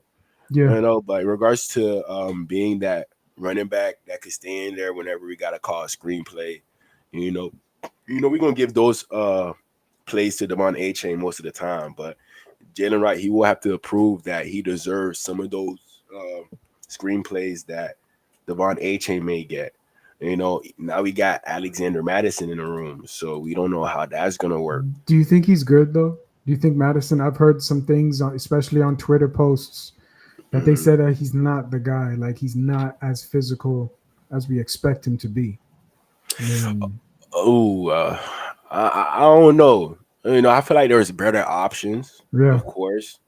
You know, but based off the money that we gave him, I think we gave him like 2.1 mil. Cheap. Yeah, pretty cheap. But at the same time, that's what the Raiders gave Raheem Mostert. So we just did a swap. Same thing with KJ Britt, and I think it was Anthony Walker. There we go, Anthony Walker Jr. going to Tampa. So it's like kind of deja vu, if you ask me. Yeah, that's what it felt like. It just feels like a swap. Wait, we got Jeff. Whoa! We still got Jeff Wilson on the squad. I don't think so. I think he's a free agent, man. You know, this is not up to date completely. Okay. You know, I think the only person that's not on the team is Jeff Wilson. I think Deneric Prince, we signed him to like a futures. He's a practice squad, no? Yeah, practice squad guy. Okay. You know, he was with the Chiefs before. I did scout him coming out the draft out of Tulsa. A pretty good running back. You know, Dolphins had some meetings with him, you know, when he was coming out. So he took a top 30 visit to the team when he came out. So, you know, that's why they take those top 30 visits to meet with people that they haven't met with yet or somebody they want to meet in person. You know, if the team knows a lot about you, they're not going to bring you in for a top 30 visit. So, but if a team does bring you in for a top 30 visit, they're not wasting your time. they want to bring in 30 players, top 30 visits. So, see, yeah, so there is some value there, but we all know it's just going to be these three guys: Alexander Madison, Devon A-Chain, and Jalen Wright. We know Devon A-Chain going to get most of the carries, most of the catches. Yeah. It's just going to be a fight between Alexander Madison and Jalen Wright to see who's going to get the second most touches on this offense, who's going to get the third. I think Devon's number one though, and then like yeah, you said, of course. And then White. Honestly speaking, I'll put Madison at the 3, and then I'll put Wright at the 2, unless you draft a running back. And if you do, then you're gonna have to put that running back at number 2 behind Devon. Wright will be your 3rd, and then Madison would be your 4th. And then if you want to keep Prince on the practice squad or suit him up as well as a backup, I wouldn't be mad at it at all, because then our running back core is actually nice. It's actually a little bit better than last year. Yeah, most definitely. But I feel like this running back group is so good coming out the draft that there's a chance that they might draft somebody a little bit earlier than we expect at running back that could come in and take that number 2 running back spot. Like, Jalen Wright, he should, I see him working out. He's doing his thing, but he should still be worried in regards to the Dolphins investing in another running back to put in the room. True. Same thing with Alexander Madison. He probably coming here thinking like, okay, I could steal Jalen Wright job. That's the reason why he signed. You're not going to sign to somewhere where he know the job is not for him. To be real with it though, I do see what Wright staying at the 3. I don't know why. Like on your screen there, it shows 3. Maybe that's what he's suitable for. Who knows? He could be at the 2 spot, hell, a diamond in the rough, but I don't know. I think he still has a lot of work to do, like you just played the video of him receiving. You just mentioned it. There is some things that he's still got to work on. Being disciplined. You see with Devon. Devon has no issues in that department. He could do it all, everything. But the injuries. Big C was talking about that earlier. We've been injury-prone players throughout this list of this team throughout years. That's the big question. How are you going to protect yourself? That goes not just into Tua, but all of these running backs and these players that we have on our squad. They got to do a better job protecting themselves as well. And I know it's football. It's going to happen, but still, there are ways you can protect. You could be better protected once you have that good O-line, man. True that. You got a good O-line. If we can address that, that'd be nice. But please don't make us wait another year. It's going to be really, really painful to watch. All right. Next, you got another rookie for you, Malik Washington. He been putting in work. You see all these players on our team posting videos of them putting in work. Young ones too. Youth. Young ones too. But look, they got more to prove than a veteran like Tua, a veteran like Jalen Ramsey. Like once they get a little bit older in their careers, they're probably not going to care about posting their workouts. No, because they know. Yeah, I know what you mean. They made the squad. They know they don't have to fight for preseason like Malik. I know what you're talking about. It's not all set in motion for Malik just yet. Exactly. Yep. It's on top of that, Nick Westbrook-Akine, he nice. With that signing. He nice. That's all I got to say. He's nice. So let's check this out. I think this got music. Hold on. Make sure. Yeah, no copyright. Yeah, you know it. Little Baby, they'll shut down your whole YouTube for Little Baby. Man, YouTube got to chill with that. Mm-hmm. Oh, that boy doing hills. Okay. Oh, he's the next Derrick Henry. All right. That's how you know he's working hard. Yeah. Yeah, Derrick was doing that a couple of days ago. Okay, Malik. That's what Jerry Rice did that too. Mm-hmm. That all the legends doing this. Shout out to Luis Cesar. He said Damian Martinez from the U will be a good pickup at RB. Mm-hmm. Yeah, good, solid, power running back. Most definitely. A-Chain, Wright, Madison, Caleb Johnson. Oh man, that would be a deadly running back room. Hey, notice how he didn't say Gators running back. You know what I'm saying, DG? I told you. Go ahead. Man, I don't really like none of the Gators running backs right now. I'm good off of them. No, I'm just taking my shots. You know it. Mm-hmm. Next year, we're going to have a good one. Next year. You guys might actually have a good team. Shockingly enough, you might be actually a good team. Believe it or not. Yeah, check out number 5 from the Gators, running back. All right, I'll check him. I got you. That's all I gotta say. That's Okay. all I gotta say. Jerome Baker in Seattle LB. You remember? Oh yeah, he did go to. I don't think he's in Seattle. He's with the I think Browns. he's Browns. He's with the Yeah, Browns, he signed with the Browns. Good for him though. At least he's still getting contracts. You know what I'm saying? To Mm. take. You know, he's not that bad, but I used to troll him. He couldn't save in pass coverage. Huh. Mm. Crazy. Yeah. Vamo said, "Yo, DG, I used to live in Palm Beach County, but I moved out a few years ago, bro." Oh, damn, for real? Dang, why you left Palm Beach? Palm Beach, I love Palm Beach. I don't know about you, Ice. How you feel about Palm Beach County? I mean, I played football one time there growing up, but besides that, that's all I can say. I mean, it was nice. You know, the field. But that's all I can say, DJ. I really didn't get to explore, you know? So, but why? How is it out there, though? It's much more calm. Yeah, much more calmer than Yeah. Broward and Miami. You know, when I want to get a little crazy, I just go down south, go to Miami. Something crazy always happens when I go to Miami.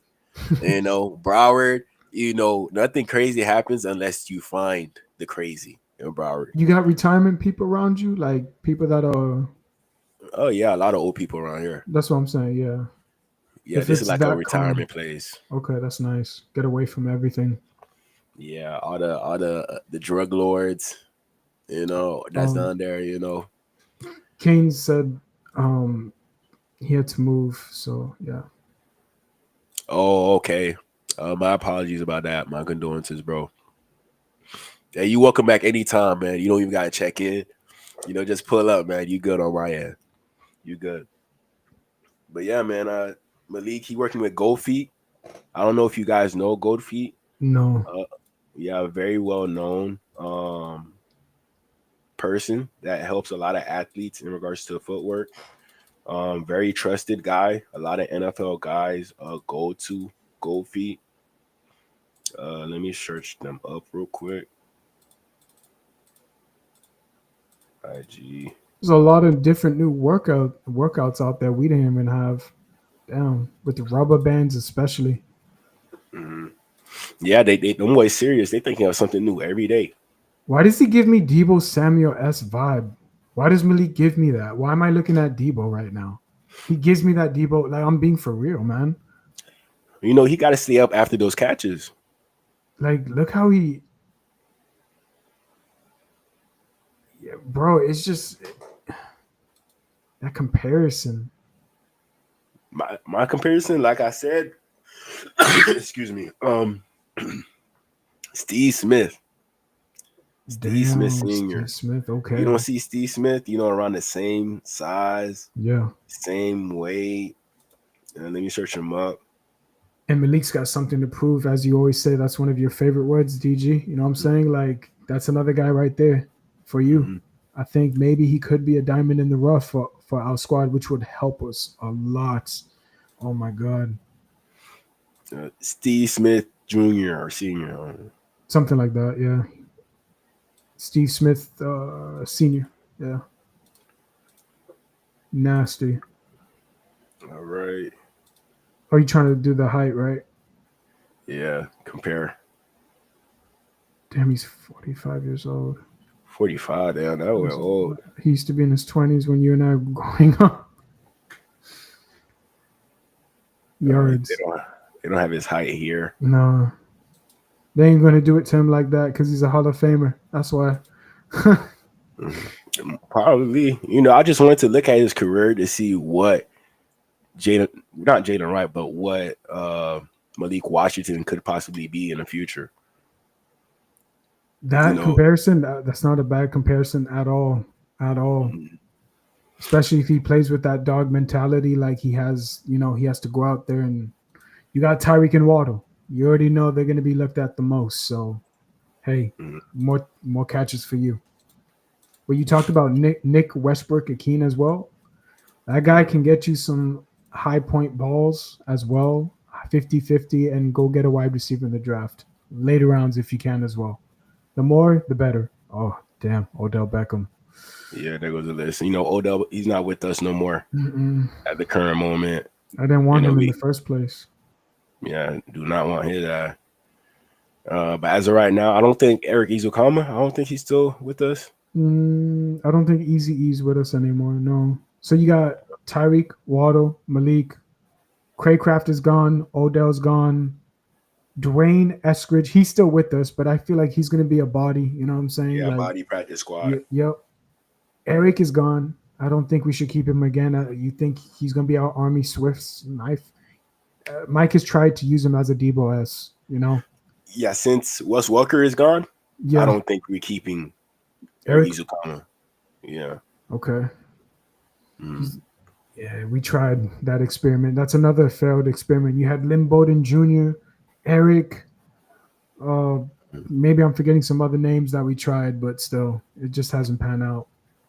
You know, one receiver I thought would still be here on the team, Mhm. Preston Williams. Preston, man, what can I say? In training camp, he was a baller in training camp. But then he got injured, and you already know what happened. And he was good against the Cowboys a couple years back. Do you remember that? We had, I think, his name was Josh Rosen. Rosen's best game in his NFL career was against the Cowboys. Even though we lost, he actually threw some nice ones to Preston. So just couldn't pan out.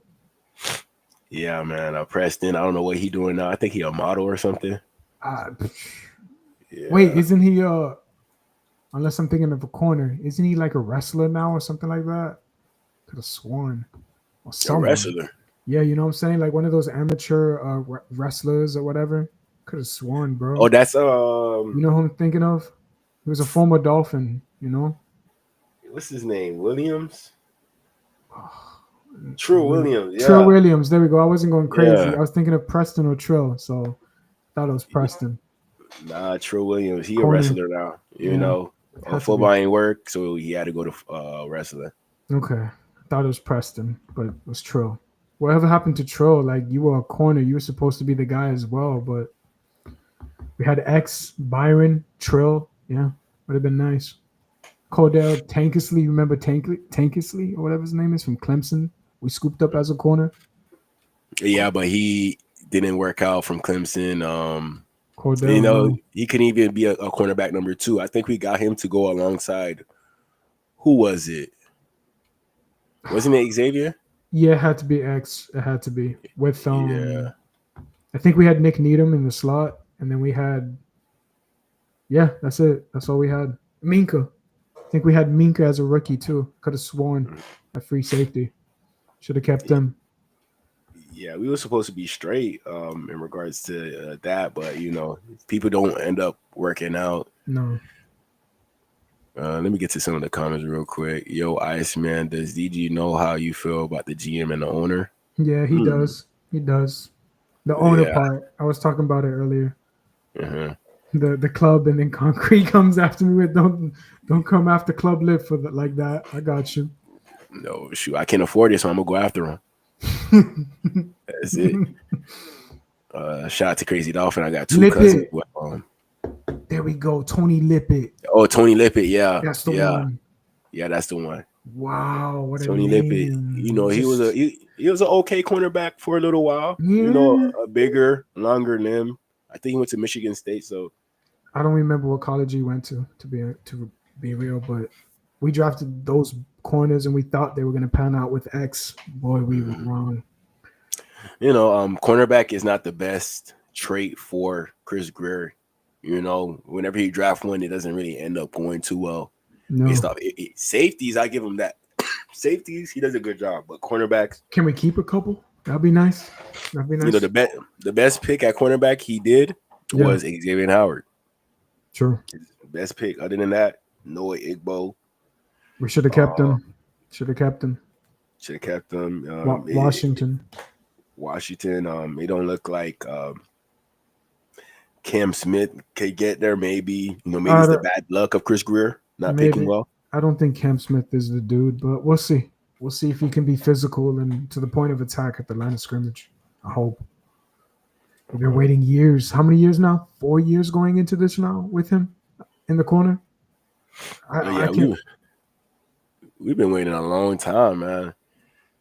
A long time. Oh, Troy Aiken or Trill, or was it Will? No, it was Will. Walt. I knew it was a W. Walt, AK, man. Special team ace. Disgusting. Definitely remember him. You know, I ain't want us to let him go, man. I did not want us to let him go, but, you know, we did. You know, Brian Flores, he got no heart. You know, he don't care if you got a relationship with him or not. He'll let you go.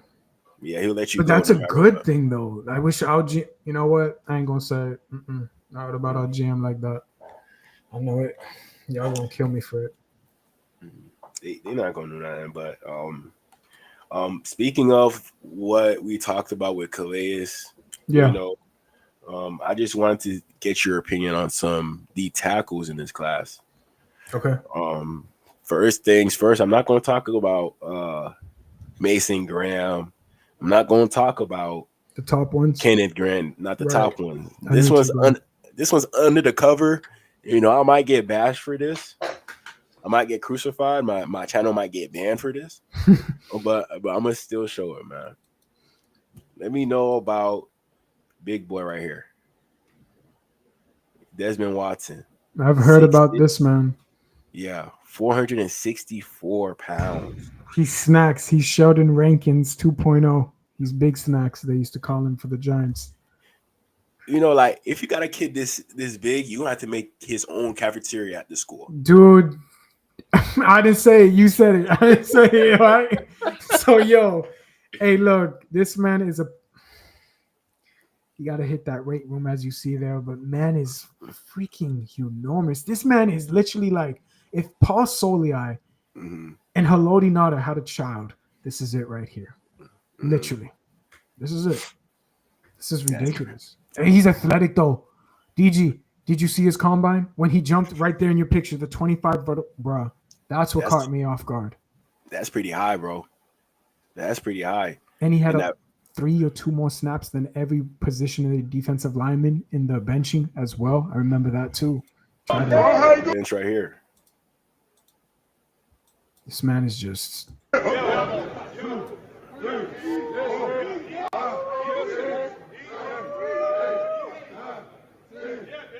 Warren Sapp S, maybe. Warren Sapp used to do that like it was nothing. You know, but out of somebody who weighed 464 pounds. That's crazy, though. No, but hear me out. Yeah. Somebody who weighs 464 pounds, you thinking that they would be doing more on the bench press, right? Or is 336 enough? You know, we heard about Larry Allen. I think that's 700. I think it's enough. You know what I'm saying? When you're doing +3 more than anyone else out there, I think that shows that he's strong. The question is, how are you going to keep up after play after play? Are you one of those players that we got to keep you from first down, second down, and then we got to take you out at the third? You know what I'm saying? Like health-wise, you know, to catch your breath, stamina. I don't know. I mean, that's why he got cut down on weight. You know, like he losing breath doing the drills, bro. I ain't gonna say it. You said it, man. Dude, he's losing. Oh my god. Oh man, my bad, bro. A question though: how was he when you watched him at the Gators? I don't know if Shake Money's there as well, so both of you guys got to watch him. But like, what was the evaluation? Shake know about this guy right here. Shake gotta know. Was he good for you guys? Or like, did he actually stand out to you and be like, oh, damn, that's one of our best players on defense? Did he give you that? Or was he just a player that he was suitable? Like, you know, he would help your team potentially win. Oh, here we go. Hold on. I mean, I got some plays of him. Right here, he's pretty much at nose. He stays low, though. Stays low for a guy who's 6'6". Yeah. For a guy who's 6'6", look how low he gets, and he gets penetration. And the guard right here, he just gonna go straight to the linebacker. Yeah. He had a hand on him, but then he just, yeah. Oh, you can look. He got the ball out too. You lie. I swear. And he tried to run with it. This man's trying to be the Heisman. Yo. Oh man. He's gutsy. I will give him that. He plays with heart, yo. Something that the Dolphins desperately need. You know, but this is what I like about him. This is how you know he's from the hood. You know, he's not just gonna let you run away. He's gonna with give you that ball. you know, he's gonna try to take it away from you as well. That's crazy. But he looks like he plays hungry though. And I'm not talking about his weight. I'm talking about how he plays hungry. So I know a lot of y'all. Dude, like you would expect a lot of sloppier play from him.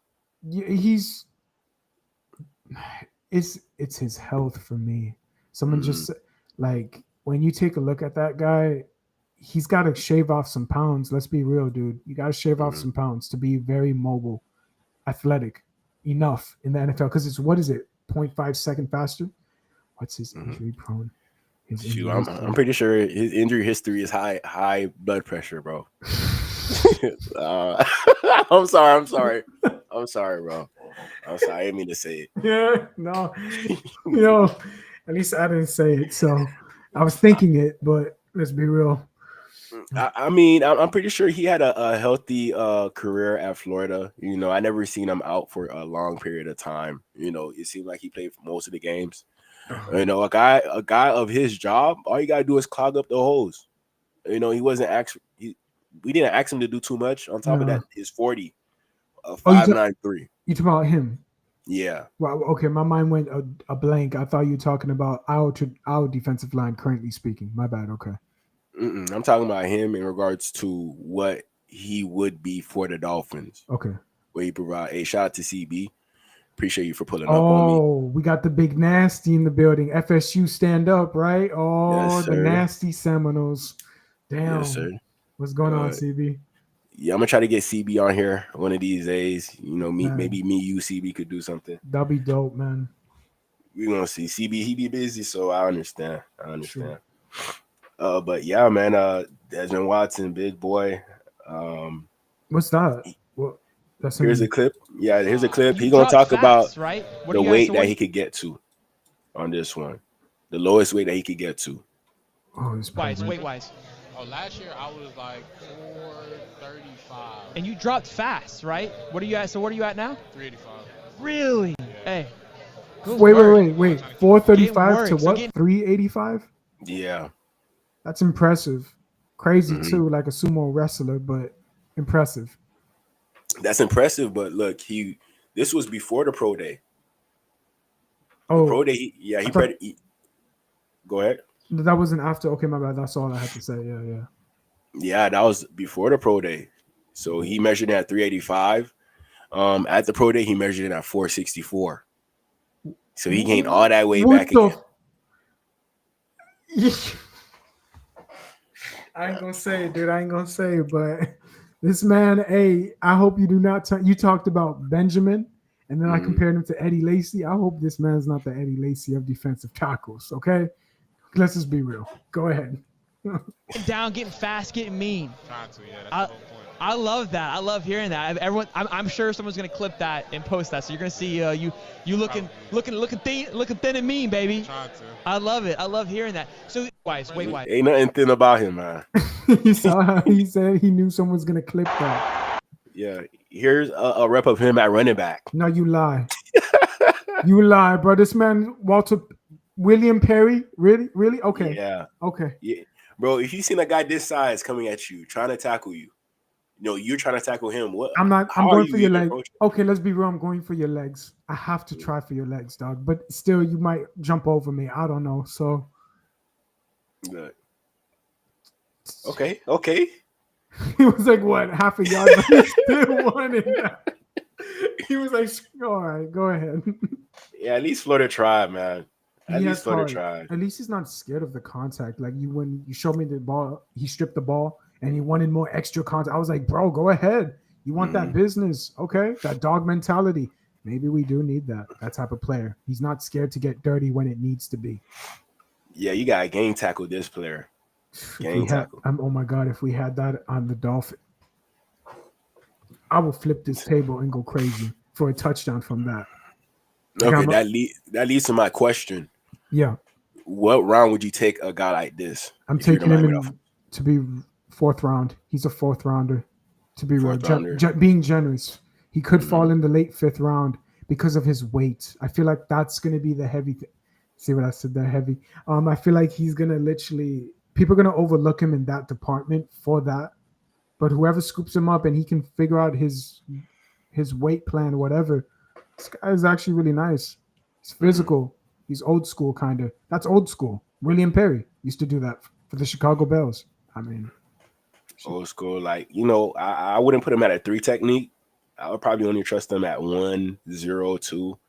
You wouldn't you wouldn't put him at the 4? Like, even if we had 4 defensive linemen, had 3 stacking the box, you don't trust him in there? Yeah, I would. If we had like 5 men on the line of scrimmage, Yeah. I don't know. He could probably show that he's a little bit more agile than what we That's So I don't know. They said that at his weight, running a 5.93 is similar to a 225-pound linebacker running a 3-second 40-yard dash. Dude, if that man was coming after me with that ball right there, I don't know what I would do. You wouldn't see me the following day. I'd probably be Bro, if you coming at me, I'm taking off my helmet and hitting him. No, you're not, Miles Garrett. No, you're not. Yo, dude, if you got no choice. Hey, he about to take your soul, bro, for a ride. I'll tell you that.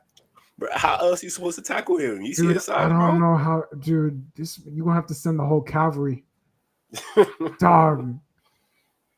Bro, That is I don't know, insane. man. The Gators really had the trust in running back. Imagine if we had that in goal line situation. That would be kind of nasty for us, though. I wouldn't mind. We did it with Wilkins. Remember when we put Wilkins at tight end and we had a passing catch touchdown? I mean, dude, but Wilkins wasn't like that. I mean, you can find a bigger guy that's way more faster than him. No way I'm putting anybody back there who runs a 5.93. I don't care if you're 464 pounds. You still run a 5.93, which is slow. Yeah. You got to at least run a sub-5 flat. Christian Wilkins, I think he ran like a 5 flat. I have no clue. I don't know. I think it's like a 5.1, 5. That's good for a defensive lineman, though. Yeah, that's good. And on top of that, if you're trying to play, if you're trying to get snaps at running back, yeah, you got to at least have some type of speed. But shout out to Sackman 56. I take him in the 5th round and up. Nothing before that. Yeah, I was thinking the 5th round too. Watch him go to the Ravens and be elite. Yeah, Oloyi Nakta. Yeah, the replacement for him. I wouldn't say he's Vita Vea. Vita Vea is way more athletic than him, but yeah, similar in size. I think he'll come in the NFL as the heaviest player in the league. For sure. And then they got Medibike for the Ravens, as Sackman is saying. I mean, bro, then you got this guy. Man, the Ravens are stacked. Question is, can they get over the hump against the Chiefs? That's their problem for their team. So, yeah, definitely a big issue. Damn, look at you can't push him off the line of scrimmage. Dude, this bro. man just didn't even move. Look at him. Look, ready, bam, right here. Like, I'm just gonna come through, have a good time, and just. This is a SEC school too. SEC school. Do you see how many bodies flew at him, DG? Mm-hmm. It started with a chip block. Look, the center tried, obviously went up. I mean, he's hard. He's hard to take down. I'm hearing that he squat like 800, 750. You know what? Take the chance. It doesn't hurt to take a chance with this. You don't need I guess you were talking about Grant, things of that nature. The other guy, I forget you were talking about, but you could see, this is the thing. You can find good players late in the rounds, man. Players that maybe Dolphin fans might not like they sit there and be like, I don't know who this name is, but if he helps the team win, that's all I need you to do, and stay healthy, of course. That's the key issue. But here's another thing I want to bring up to you. Yeah. So NFL coaches, they always predicate on all 11 hats to the football. To the football, no matter what. Yep. No matter what. But this is one of the hats that I think going to be behind. You're going to see 10 hats to the football.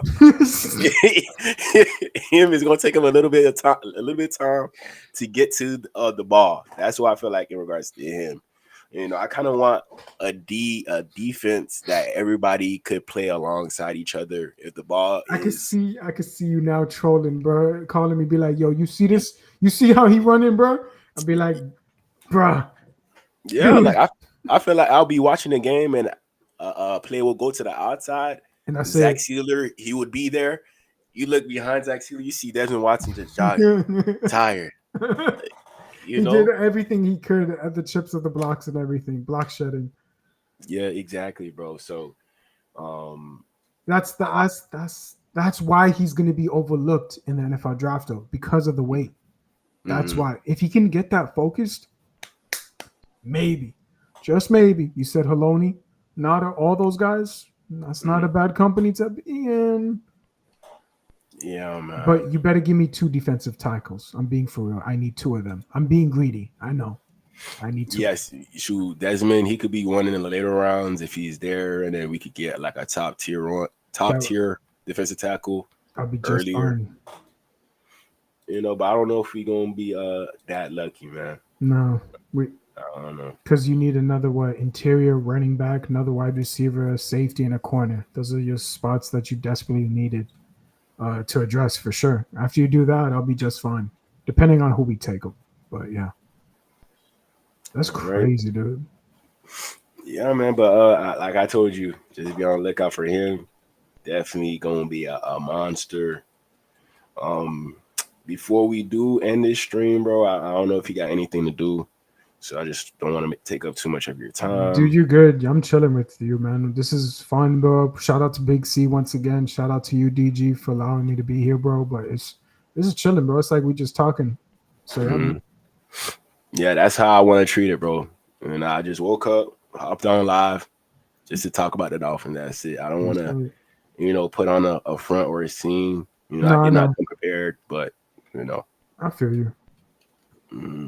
I'm just shocked about this guy. Every time I watch this tape over and over and over, how he just maybe come to the Dolphins. I don't mind. Yeah, we might have to change our defensive scheme in regards to him. Most likely. Instead of stacking the box and allowing every corner to just have 5-yard cushion on the wide receivers, we're going to be a man-to-man again, huh? That's what you're telling me. We're going back to man-to-man. That's what we're about to do. If you do have them, it's the only way. We're going to definitely need the personnel to do that. You think Benito's like that? You really think Benito can actually help us in that department? Rotation-wise, for sure. If you think Benito's a starter, though, I can't help people there. I don't think that's the case. We can't just have him. No. Another guy that I'm looking at in the draft. Yeah. Shamar Stewart from Texas A&M. He a Florida boy. I don't know if you know about him. No, I don't know who this one is. This one's new to me. Shamar Stewart. I'm gonna show you. Outside linebacker. More so of a tweener, D tackle, DN. Okay. So another pass rusher, just in case if. Yeah, but somebody you could switch out pretty much. Like if you want to let him play that 3 technique, he can play that 3. If you want to let him play the edge, he can play the edge as well. Damn, he had a 6.41 prospect grade out of the set. Okay. Wow. Yeah, will become a good starter within 2 years. He's one of those guys like a Chop Robinson. Didn't have a lot of production in college. So everybody's thinking that he's not going to produce in the NFL, but there is a possibility that he can produce. It's going to take the right team. Another reason why I like him, hometown Miami, hometown player. So he probably would love to come back. Motivation for sure. That's motivation every day for him. Exactly. Weighed in at 267, 4'5'9", 1.58, 10-yard split, 40-inch vertical. A guy this weight jumping this high. He got 84 at athleticism score. Fourth best. So I'm pretty sure this is a guy that the Dolphins have some interest in. I wouldn't mind. The more, the better. The more, the better. But I don't like the fact that we're still looking into these D linemen. But I'm seeing a lot of talent in the D line room. A lot of talent. Here we got him against Will Campbell. Will Campbell, right? Yes, Will Campbell, the quarterback, right? Yeah, so these are 2 projected first-round picks. Both of these guys could end up going to the Dolphins at number 13, possibly. So we're gonna check out their matchup. I mean, not Will Campbell, the quarterback, left tackle. My bad. Yeah, left tackle. You know, we need left tackle help. You know, Will Campbell, he might be one of those guys. He seems like a leader. You know, a well-respected person at LSU. You don't Probably think was the best O-lineman. You don't think Patrick is up there? Like, you don't think Patrick has a chance, to be real? It's because of his height, right? I think Will Campbell has more upside than Patrick. Ooh. That's what I think. I don't know how about you. You know, there's something that gives with me with Patrick Paul, but if you think Will Campbell can be that guy, I'll take that any day because we need help. We need help, especially with the right guard position and the left tackle. If you can address those two positions, then yeah, I wouldn't mind. But do you think Will Campbell falls to us? He's an early draft pick, though, for sure. I think there's a chance that he could fall. You know, I think there's a chance. Why do you say that? What stands out to you that allows that talent? I'm gonna bring it up to you right now. Okay. Hold on. Let me see. Had any measurements on me, and nobody said anything about So the thing he getting scrutinized on is his arm length. You know. Go ahead. No, Cook, and then I'll compare him to Richie in a second. Go ahead. Yeah, so he's getting bashed for his arm length. They're saying his arms are not long enough to play tackle. Okay. You know, but sometimes with certain players, you know, it has worked in history, but it's very rare that a guy with his arm length has worked in the NFL. So that's the only question in regards to him. But other than that, if he had longer arms, he would be more sought after. But nobody's not really talking about him because of the arm length. Brandon Albert, Richie Incognito, former Dolphin players, they were kind of like that too. They had short arms, but they kicked out their legs very wide to the point that they would stand you. Like, they would actually make sure they have you. That's what separates. So Will Campbell, you know, yeah, he might have short arms, but I haven't seen the film yet. I got to watch a video of him of actually kicking out his legs because that's where it stands out to me. I don't know if Otto's still watching, but he was the offensive line coach. That's it. That's all you got to do. Kick out the legs. The arm technique will be focused for sure. You can work on that. But, I mean, Will Campbell, not bad. But who was the pass rusher, too, that you were talking about? Shamar Stewart. We're going to get to him. Okay. Yeah, we're going to get to him. Let's see what Will Campbell had to say here. Right. You know, like the feeling I'm getting in regards to Will Campbell, yeah, he's a tough guy. You know, I feel like he's going to at least be an average old lineman. You know, and I feel like if the Dolphins do pick him up, and you know, it's not going to give us a lot of confidence until he goes out there and plays well. And I do think that he could go out there and play well. Pretty good for this team. But let's check out what he has to say. you as a prospect? For 2 years, nobody had any measurements on me, and nobody said anything about my play. So now all of a sudden, an arm length decides if I'm a good player or not. I think it's BS. But you know, any decision makers in the NFL, they don't really care. It's all, you know, people who don't coach, and they don't coach for a reason. Okay. Okay, so that just ruins your draft high going up in the draft for sure. I don't think Yeah, go ahead.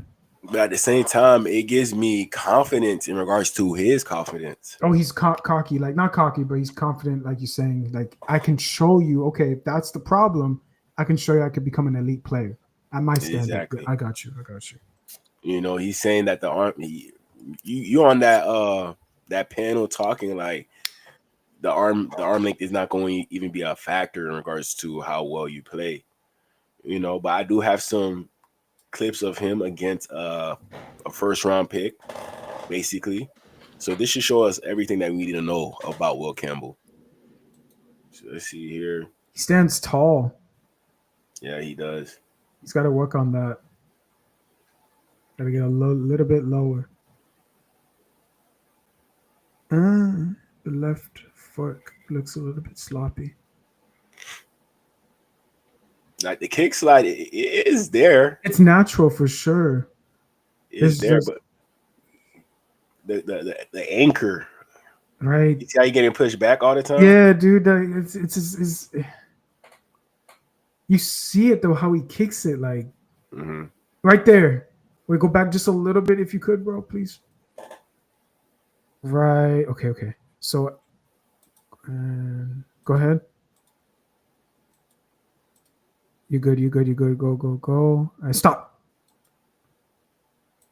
It's right there. You see how the awkwardness of his bent of his left knee is, and how it's kicked out. It shouldn't be bent like that. It should be. I can't display it here, but it has to be. It kind of gives you more stabilization. Yeah, it's like it's straight. Yeah, bro. Like you got to work on that just a little bit. Be a little bit stronger with your knee and have the balls of your feet literally on the ground. If he could do that with his left foot, he won't be pushed backwards. I promise you that. That's what Jake Long did. Jake Long would. That's what Jake Long used to do so well. That left. Richie as well. Mike and Pouncey. Hell, even Juwan James. Even though Juwan James was. Juwan James feels like another Austin Jackson, to be honest.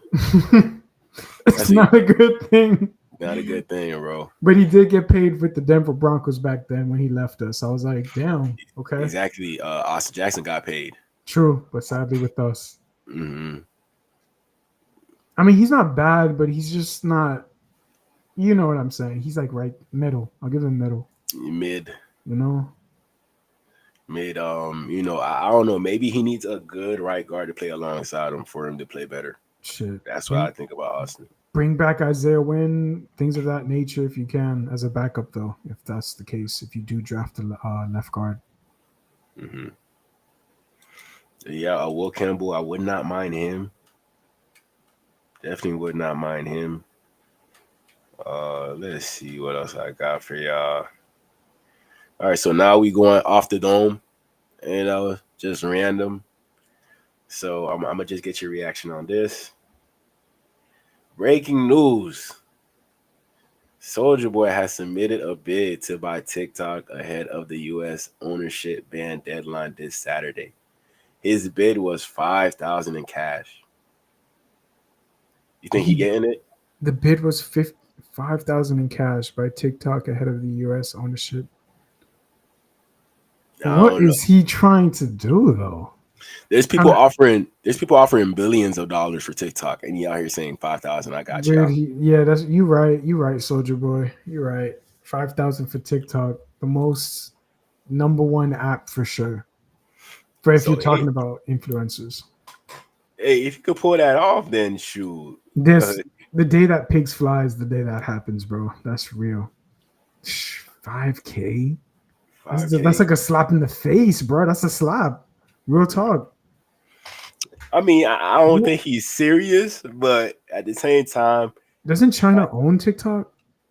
They do. They're thinking about banning it again. That's the whole issue. Because they're spying on people. I didn't say that. Moving on.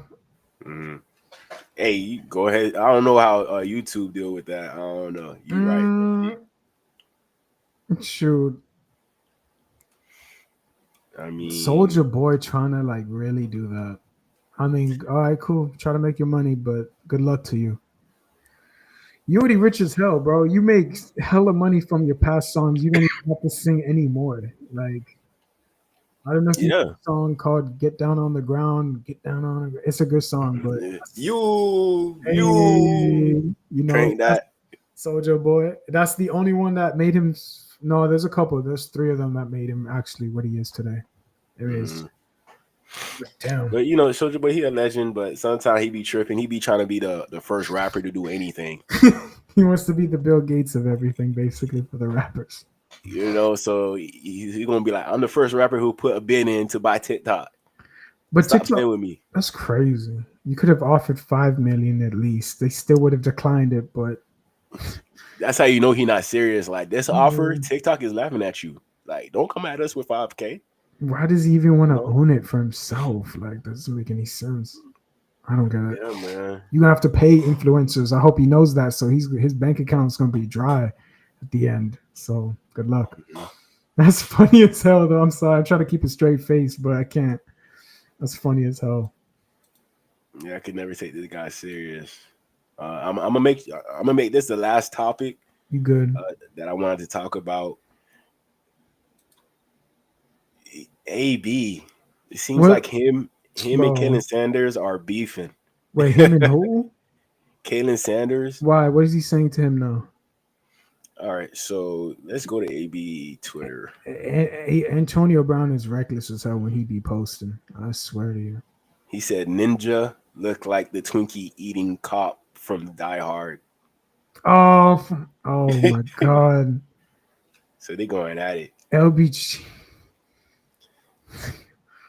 And you know what he be? FH. Yo.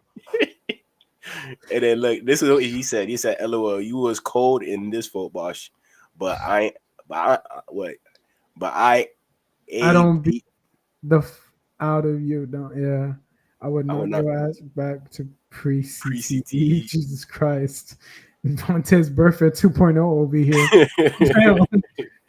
Yeah, so them boys been going back and forth. I'm gonna show you the post that he posted that caused AB to react in this fashion. Antonio's reckless though. He don't even do the podcasting anymore. He gave that up because he got caught. But AB a whole joke, man. Whoa, go back up. Was that wait, what? No, the other one. Yo. They wrong for this, bro. Dude, the earthquake. Come on, dog. That's too much. What is that, wild. Columbus? Yeah. No, that's Centennial. Oh, I thought because the colors look identical for a bit. And I thought, okay, go ahead. Yeah, this is a sensitive topic, though. I don't know if you heard about it. No. 16-year-old who got stabbed to death in Frisco, Texas at a track meet. What the? Yeah. That's charged it was with crazy, bro. Boston Why? I'm not too sure, bro. It's RP. You know, these kids, man, you know, they don't know no better. So I can't really. You know. I'm not gonna address the school stuff, but it's been getting really bad. That's all I can say. Mm-hmm. Hold on, real quick. Let me get my headphones. Yeah, man, do your thing. That's crazy, though. Let me. That's wrong. Here, I'm gonna play AB Son. This is AB Son. Let me know what y'all think.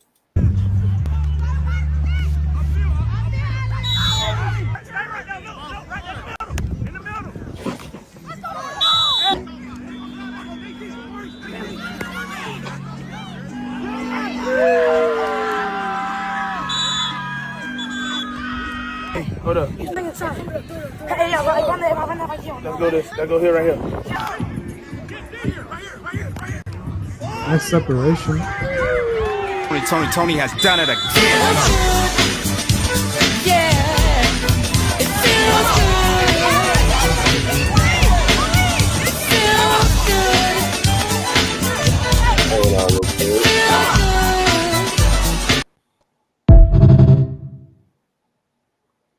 All right, I'm good now.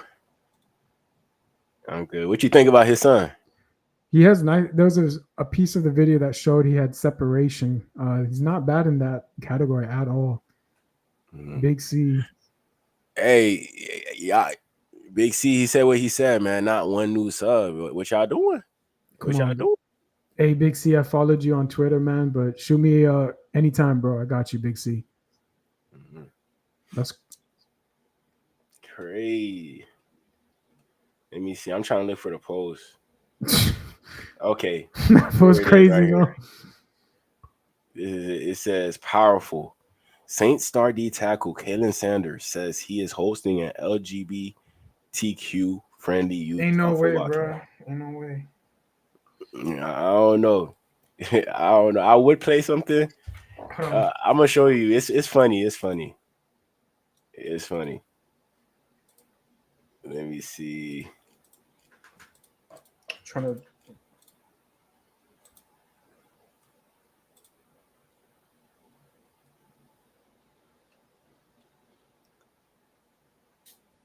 Yeah, this ain't working. Hold on. 2 seconds. I use this. Maybe capitalize off of. Ain't no way he made a video about it. Yeah, he did. You watch Coach AB too? No. Watch. He gonna snap, bro. He gonna snap. Yeah, I'm gonna show you. Like right? But they want to be at the camp with an NFL player. Yes, so now that's my point. They just don't show up and just, act a certain way, whatever, because they just want to be a part of the camp. So that's a good point. Smitty, LGBTQ ain't trying to play fucking football.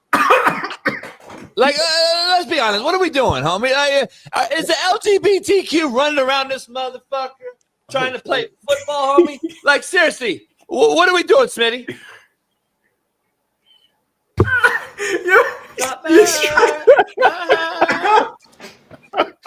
Yo, we're gonna get killed, DG, for this. I hope you know this. What the fuck are we doing, homie? Hey, right? Hey, Antonio Brown is his own worst enemy. He set him up for that, okay? Let's be real. I mean, he's not the only one who thinks that way in regards to it. Even AB putting his 2 cents in. FAGOT of the day. It's not of the year, it's of the day. He has of the year because I know Antonio Brown. And when he posts on Twitter, we all know who he is. He's the funniest motherfucker. Yeah, he do that every day. He has nothing better else to do, bro, but post. I mean, the man's rich as hell, so he's living his best life too. Let's be real. Plus he get paid. You can get paid from just posting like simple stuff. You get but he's got like millions of followers, so you definitely he easy money right there. He good. Mm-hmm. Let me see. This man making money. Look. Like first things first, bro. Jordan 9 in the pool. Like, come on, man. Come on, like, what's going on, bro? On his knee. I ain't gonna say it. I ain't gonna say it. Not only, like, come on, man. I know you want to impress the females and all that, but you're not gonna impress them. Antonio Brown is weird. He weird, bro. Let's be real. Antonio Brown weird, dog. Mm-hmm. I don't know if it's CTE or whatever, dude, but he night. I'm not gonna say of the day. That's all I'm gonna say. Of the day.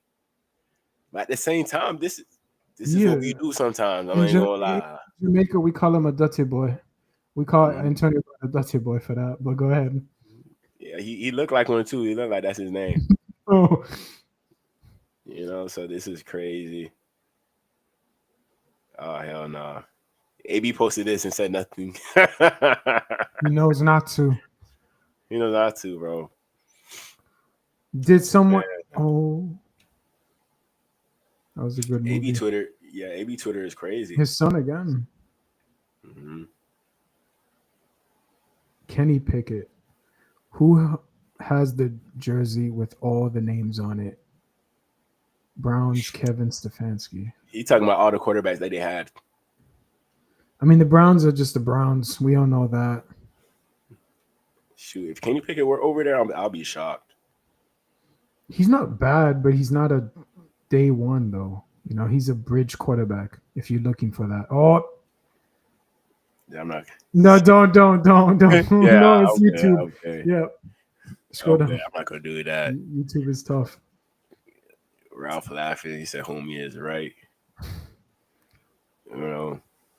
Ralph, you're not innocent either, bro. Hey, Ralph be reckless sometimes too. He's funny. Ralph is funny, bro.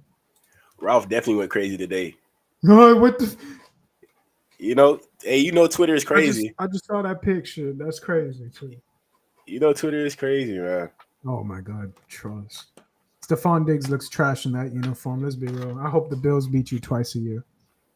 Mm-hmm. It's saying that Stephon Diggs' contract with the Patriots includes extensive protections, allowing New England to void the deal and owe him nothing until he passes a physical due to his pre-existing ACL tear. Well, if he gets injured in the middle of the season, they should have a clause saying we can just do that, get rid of you, and we don't have to pay anything.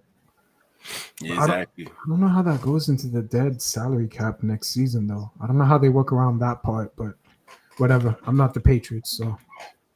Yeah, plus it's only like what 25 mil guaranteed. That's not that bad for him, though. For him. Yeah, former number one receiver. Definitely not bad, man. Definitely not bad. Damn, she a baddie. Oh no, I didn't say that. Okay. Wait, I could give you an explanation on this. Anthony Edwards. Yeah, so this is his baby mama. Okay, like Tyreek Hill, basically. Yeah, and they just settled a child support case. Dude, that's sad, bro. When you go ahead. That's just sad. Mm-hmm. It's sad up until the point where you think about what Anthony Edwards did. What do you do? So he paid the child support all up front. He paid over $1 million throughout the whole lifespan we're talking about. Or just the one 18 years. 18 years. And that's how long the contract is, for 18 years. And he was like, "Screw that! I'm not gonna like wait every year just to give you an income." Exactly. But why is it okay? I don't understand this. He makes millions of dollars. Cool, great for his hard-earned money, for sure, respectfully. Mm-hmm. Why is she coming out of nowhere and saying, "I need $1 million"? For what? For the child? Let's be real, DG. She's gonna use it for herself. Let's be real. You know, but at the same time, if you $1 million, not $10K. But here's the thing, though, they're multiplying every year based off what he would owe. I'm not too sure if there's interest involved with child support as to where for $1 million, though. I don't know. You know, are the diapers gold? Are the diapers gold? Let's be real. I mean, this is crazy. I feel bad for the kid, but he just got paid too, and he's with Sprite now. He got a commercial with Sprite, so he's basically, if he keeps it up and gets a championship, he's gonna be the face. I'm telling you. Move over. But it seems like he's smart about it. He's like playing it smooth, you know. Doesn't want to deal with it ever again. Yeah, like I said, he avoided making those payments every month, and he just said, "Here's all the money up." That's like buying a car. Yeah. Cash. Oh, and that's suspect too, because they're gonna look at you like, "What's your credit score?" and all that, and I'm gonna be like, "I don't want to show you. I just got cash with a briefcase. That's it." You don't even need to know his credit score. All you gotta know is he played for the NBA. That's it. And then if you can, try to get a commercial using him if you can. Yeah, you know. Let's hear what she had to say. I have a child by a very successful artist, right? From then, I'm viewed as a certain type of woman because I'm beautiful and I have a nice body. And normally women like that attract a certain caliber of men, which is also not my fault. And now that I am in yet another situation where I now have a child with another successful man, there's no telling you guys that I'm not a gold digger. It's no beating those allegations. I just said that. Okay. Mm-hmm. She just said it like all nonchalant, like, "Oh yeah, you know, I got a baby daddy. You all know he's famous, but I got another one on the side. Maybe that's why he broke up with your trifling." Just saying, bro, I could connect the dots easily. I'll just see it like a book. It's like another meal ticket, man. You know, sad though. She did it. She knew what she was doing. Okay, take Anthony Edwards a ride along, and then this. You know, like that's why I feel like with these athletes, you know, you're at the stage as to where you're able to get a lot of women, you know, but don't let it get to you, because you know the wrong women are gonna throw themselves at you. The women who wouldn't naturally just throw themselves at a random guy, they're not gonna show that much attention. But a woman that knows that you're high caliber, they're gonna do whatever they can to trap you. She already trapped somebody else. Now she about to trap Anthony Edwards. You know, the baby is his.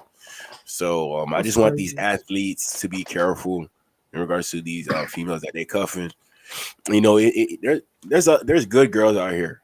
You know, even though it seems like they're hard to find, there's some good girls out here. But it seems like the athletes, they just want to share the same one, or they just get a female that's not good enough for them. You know, so it's just sad though. That's the world we live in. Like people want to just. It's disgusting. It's disgusting. Mm-hmm. She's not gonna claim she a gold digger, but you know, she knows. Look at her. Hey, all I gotta say is look at the size of the donkey dunk she has. That's kind of like Nicki Minaj. Okay, let's be real. So I know that money is gonna go to your body. Sorry. Exactly. Sorry, let me stop. Yeah, bro. He had no remorse when he did what he did with her. No remorse. Look at Probably Rafael. didn't. Look what Rafi said. Look what Rafi said. Gold digger. Gold digger. She has no shame. B says. Payday for most. For some. Homie Crazy. is right about LGBTQ not wanting to play football. I'm saying, man. Ralph is crazy, man. Allegations at all. I read comments that say, "Oh, you're a gold digger," or "You kept the baby for a check." What if I came to y'all's pages, right? And I compared the men that you have children with to the men that I have children with. Yeah. And I said, you were digging for poverty when you picked him to be your baby daddy. What? I was picking for poverty when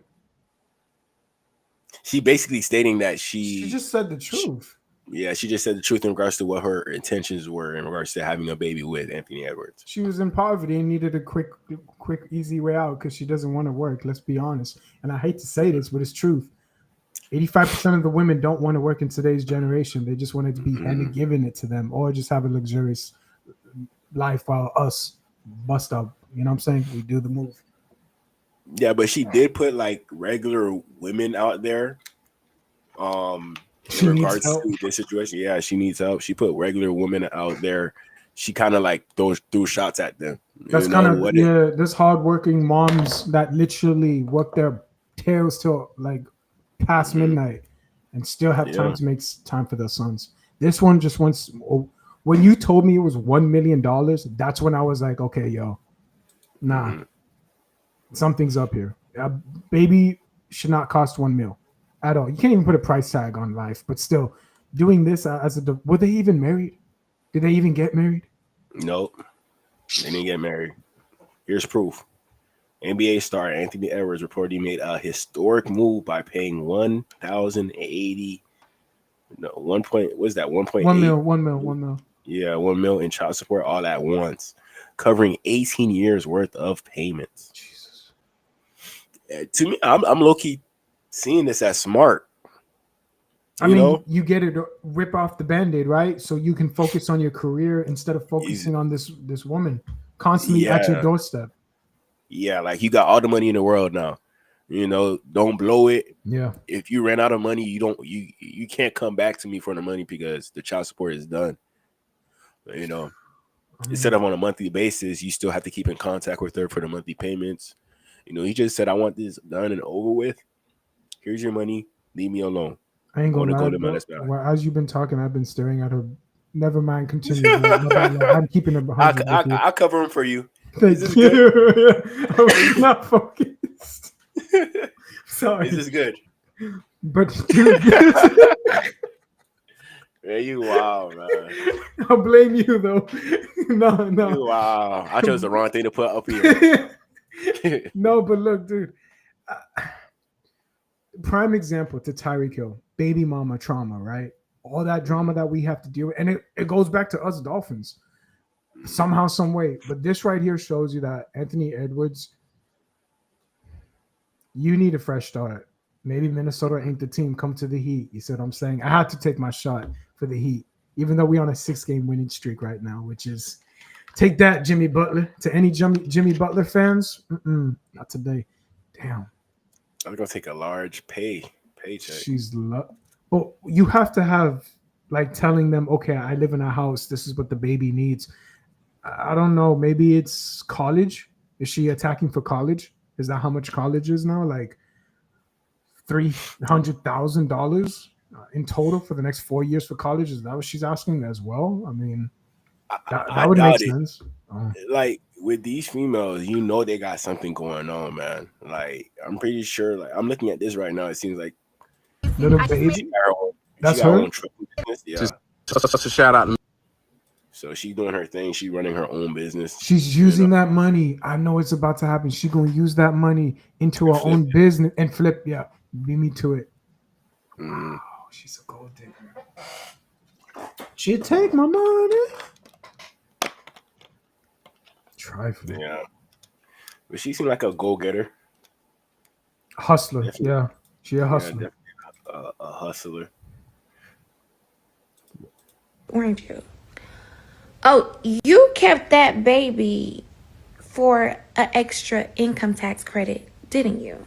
And food stamps, didn't you? Or you kept that baby for an extra Section 8 voucher. Is that why you kept your baby? Now, if that was triggering, that's how I feel every time. EBT card. Do you even love that baby? You kept that baby for a check. Look at Ralph, bro. Hey, I can't afford her either. I can't. Oh my God. I can't. Raph going crazy today. Raph going wild today, man. Ridiculous. Quavo. Oh no, Quavo good.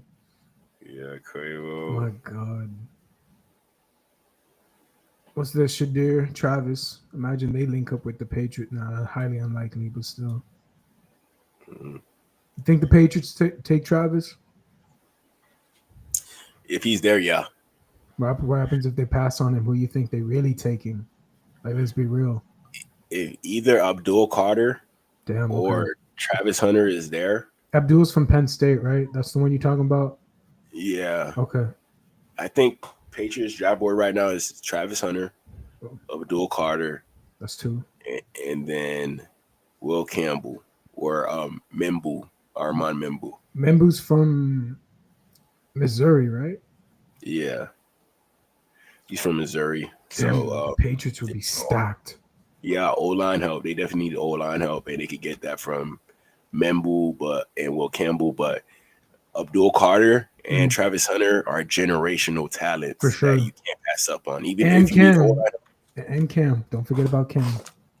And Cam. You know, like if Dolphins had the number 1 overall pick and we weren't worried about our quarterback, It would be Shadir, was it? Oh, what? probably would Travis? go with Travis. What is he though? He's a corner, no? Because they be telling me that they could put him at wide receiver, then corner, do it all. Is he really like that?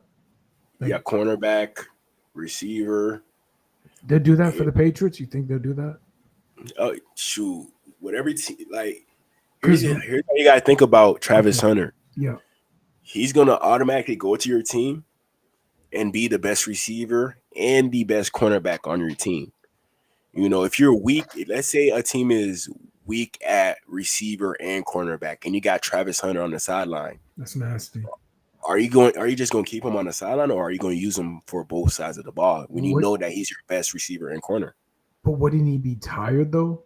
In the NFL, it'd be a little. I know college is different. Still, it's fast as well. But wouldn't it be a little bit more tiring? Catch some breath. You're going against the best wide receivers. You know. I mean, that's just me. You know. I don't think he would be tired. It's just I think he's just gonna have to make sure he can stay healthy. You know, like he could sustain NFL hits or try to avoid them. You know, play like a quarterback out there, so we could keep you on the field longer. You know, I am worried about injuries for Travis Hunter as well, but you know, you just gotta make sure like his stamina is up there. Really, just gotta make sure. Man, I wish we had him on our squad. That'd be disgusting. That corner. That's why Loki wanted to tank last year to get Travis, but I knew, you know, we don't even know how to tank properly. You know that, shoot.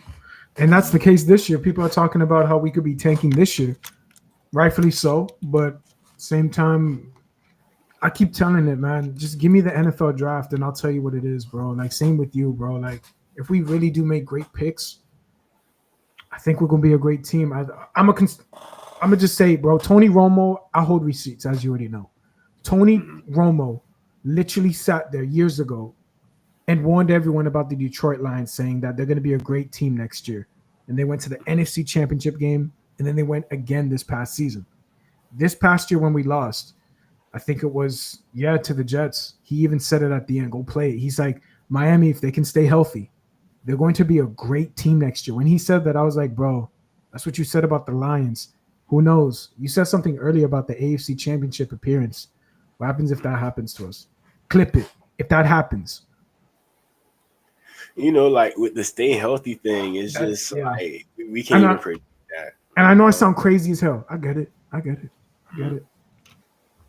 I wish we could, but I know we can't. I know everyone's mind is in tanking mode. Same for me. I ain't gonna lie. For me, I'll be honest. I think that is gonna be I hope they prove me wrong, but I don't think it's gonna be a great season because you know how it goes back to the quarterback, things of that nature. So I hope we're wrong. I really do. Yeah, man. Let me get to Ralph real quick. Do you think? Drop a comment, man. That would say EBT. I think Dolphins go cornerback, D tackle at 13. Titans. We are lucky if our GM hits on 2 out of the 10 picks. If he hits one, if those 2 picks are generational talents, okay, Chris Greer. Okay, I wouldn't mind that. Wait, go ahead. You were right. We're live on. Okay, continue. Go ahead, continue. We're live on YouTube. Yeah. All right. Hold on. Let me see. Yep. This whole time. All right. I got this. This is going to be my last video. I swear on everything. No, you good. You good. That's actually cool. That's actually cool that this stream allows you to do. That's cool as hell. All right. Go ahead, man. You know, I just want to be different. You know, yeah, I feel you. Hold on. Still. Ryan won't answer his fucking phone. He's at some phone. He's. Y'all in the comments, let me know about this, man. Let me know. Be fucking kidding me. Ryan won't answer his fucking phone. He's this her? Huh? DG, is this her? The baby mama? Yeah. No. Go ahead. Go ahead. Who the fuck's house is this? Who's fucking? She's gonna key that car, yo. Like from the movie Friday. It gets more crazier than this.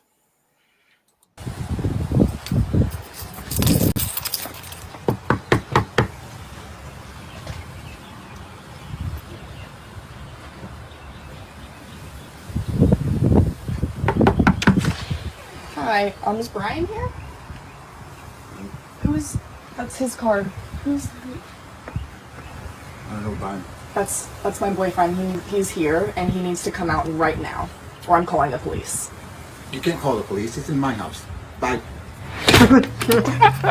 Dude. Holy fucking shit.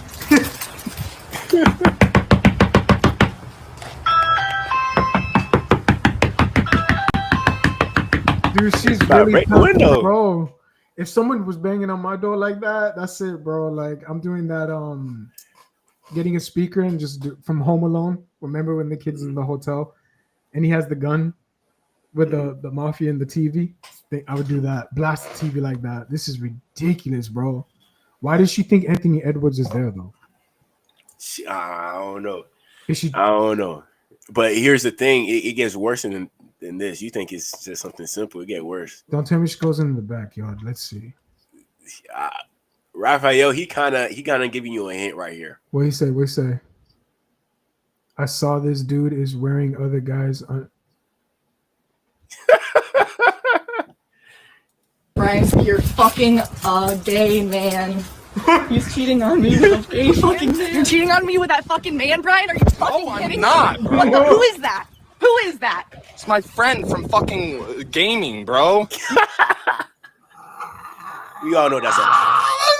We all know that's a lie. You know he stuttered right when he said he had to think about it. He was like, "Bro, that's embarrassing." Finding out your dude cheating on you.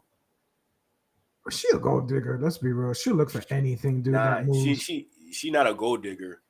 It's just the fact of, I think she's pregnant. It's one thing to go cheat on a girl with another girl, but another guy too. That's kind of your girl got you thinking that you need to change your sexuality. That's how bad your girl is. I mean, she don't move great in the bed. That's all I'm gonna say, bro. That's all I'm gonna say. Dude, that's crazy though.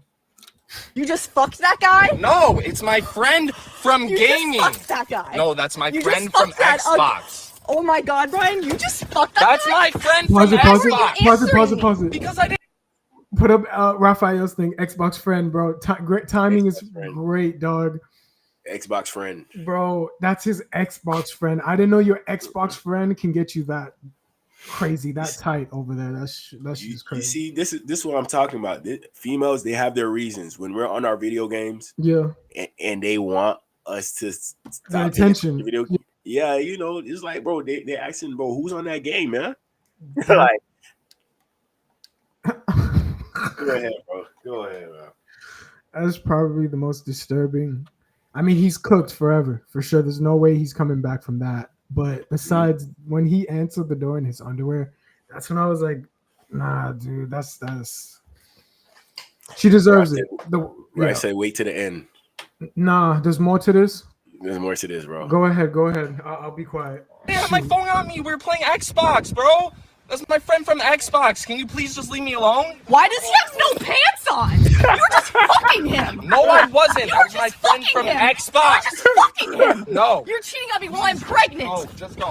I'm calling the police. You're gone. You're getting Can we evicted. go? You were just cheating on me with a man. No, I wasn't. You were just. This is going on Facebook. That man had no pants on. That's all on video. No. Oh yes, it is. You were cheating on me with a man. Fine, whatever, man. Can we go? You are done. You're never seeing your fucking kids again. Whatever, bro. You're never seeing your kid. That's a little dramatic, but at the same time, damn, bro. He's lucky. Yeah, he got his foot almost got slammed too. He's lucky she didn't slam it on him. That's crazy, man. He said, "Whatever, bro." He entered the door with no pants on, bro. That is just. Hey, look. At least Anthony Edwards didn't get his stuff caught on tape. At least he can pay. Good for him. This I don't wish this on my worst enemy, bro. So, dude, this is terrible, though. This is terrible. He's never coming back from this.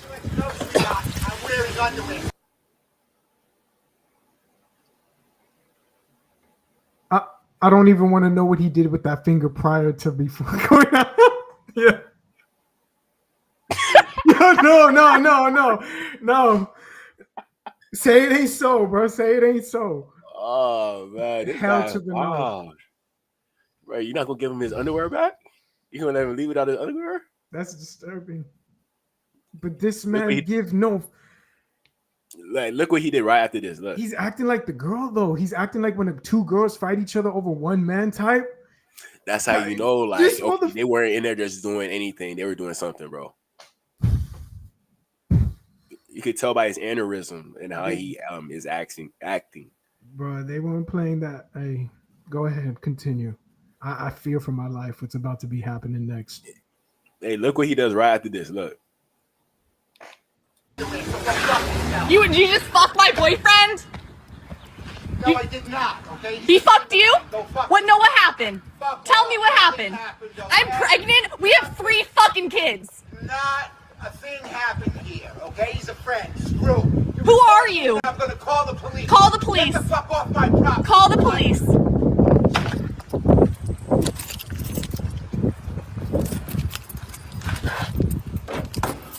Wow.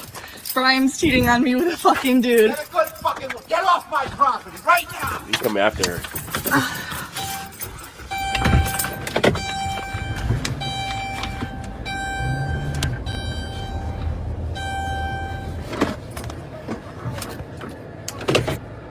Bro, so you gonna step outside, no underwear? I'm gonna run you over. You're like, come on, man, be serious. He's stupid. But once you're off the property, you're fine. But now he's in public property, so she can technically speaking move him. But she told him that that she's pregnant. 3 babies. But look.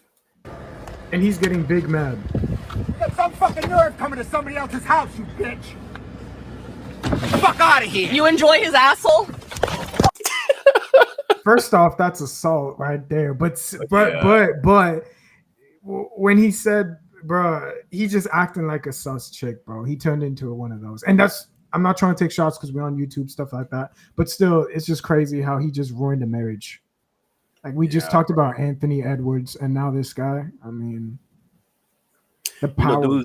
Yeah. Dudes do it on a daily basis in America, so it's nothing that we could really stop. It's just you gotta pick the right women. You know, if you didn't really like the women like that, to change your sexuality while you're with her, That's crazy though. you got no business being with her. Nah, he definitely was questioning his sexuality with her 100%. He was doing it the whole time. Let's be real. You got to be in a, I mean, respectfully, that's what's up. If you want to be like that, cool. But you're going to ruin your marriage. You just have 3 babies. What you have to think about the children first. I mean, you just ruined their future without a father potentially. That is traumatizing. That is the part that people don't really realize. Like, you know, I don't have to see it. I say it, bro. Y'all have been watching movies all your lives. You can see it. If you had a friend that didn't have a father, I don't have to tell you. That's disgusting, though, bro. But the video is crazy, though. Or Friday, damn. See, I was thinking of the keying the car. I thought she was gonna do that, to be honest, when she pulled up. That's what I was thinking of the movie Friday, when Day has to pay the child support, and she's outside and she's keying the car, his nice BMW. That's what I thought she was gonna pull, one of that move. Maybe those 2 guys want to play football. Oh my god, Raphael, bro, dude, they want to play football. Play for the Dolphins. I bet you that'd be. Hey, I know what ball they want to play with. That's all I'm gonna say. That's all I'm gonna say. That's all I'm gonna say, man. Well, we're going to hell. We're going to hell, bro. Oh my god. But Ice. Yo. Let the chat know what's up, man. Where they can find you. Well, just find me at the Deep Zones on YouTube. But hey, bro, DG, this was chilling though. Shout out to Big C as well, man. I was chilling with all 3 of us here on the panel, just chilling, bro. Appreciate you having me on, man. This was actually really, really fun. Feels like we were just talking, you know what I'm saying? And at the end, that's when I was like, all right, bro. You know what I'm saying? Like, there's a lot of, I like it though. We like to troll. I like that. That's fun. So that's all I got to say on that part. I like to joke around as well, but it was chilling, bro. Appreciate you, DG, for having me on once again. And yeah, dude, we got to do this again for sure, bro. This is what's up. Yeah, for most definitely. We got this scheduled for every Thursday. Right. Yeah, so every Thursday we're going to try to do this. People got live, so I don't know if we could do this every day, but I'll try to set up one stream with both of us every Thursday. Chilling, bro. During the season, it may change. You know it. Yeah, just be on the lookout for that, because Thursday there is Thursday Night Football. That's right. Got to change the plan, no doubt. Exactly. So appreciate all y'all who pulled up. I can't even name all the people who pulled up. Quite a bit people pulled up on this stream, man. Quite a bit, man. Before you leave, please leave a like. Support your boy. Help me get to that 7K. That 7K is on its way. I appreciate y'all and love y'all. Please go support the merchandise, DGmerchandise.com. We got 20% off on all merch. So y'all go support the channel. The bigger the merch get, the bigger I get, and the more I could do this on my free time. So I'm not putting all the work on y'all, but it's really on y'all to get me to that next level, so I could do this as my full-time job, and that's the main goal. And I'm pretty sure that's the main goal for ICE as well. That's what we both working towards. So any type of support on this live stream is very beneficial, even if it seems like a long gesture. It's just one like, one subscription. Yeah, that's it. That's all we need is gonna get us one step closer to our goals. So I hope you have some sympathy for me, sympathy for ICE. Even though we were trolling at the end, it's all fun. But go ahead, bro. Yeah, all fun and games. Hopefully nobody take it too serious. No, yeah. What we said. We're not trying to offend nobody. No, we're just trying to have a good laugh. Talk about the Dolphins, and everything is not about the Dolphins. True. We do go through real life. I'm just a regular person working a job. Same thing with ICE. So, and we're just trying to make it out here doing what we love, which is talking about the Dolphins. And we're gonna implement real life into my streams as well. I don't like sticking to mainly Dolphins, because I know sometimes when I talk about the Dolphins, you can't get my full personality, to be honest. Yeah, you just hear me talking about the team, but you don't know what I stand by, what my morals are, what type of person I am, but my main objective is to show that with the other content, but don't take anything I say to offense. I'm just trying to add a quick laugh, get right back to football. Football, my main thing, man. So, you already know what it is, man. Ice, you said your YouTube and everything? Yeah, man. Chilling, bro. YouTube. I'll probably try to put the link in my bio once the stream is done. You good, man? Yeah, I got you. And y'all go follow him. You have an Instagram? Yeah. I can send it to you if you need as well. I got you. Yeah, search DGLivee, my Instagram, 2 E's. You'll find me quick. Okay, I got you. just add me and I'll put that on the description as well. I'll do the same thing for Big C. And that's about it, man. But hey, like I said, if you're new to the channel, please like, comment, subscribe for more content. Help you get to that 10K. That 10K is on its way. Appreciate y'all. Love y'all. I'm going.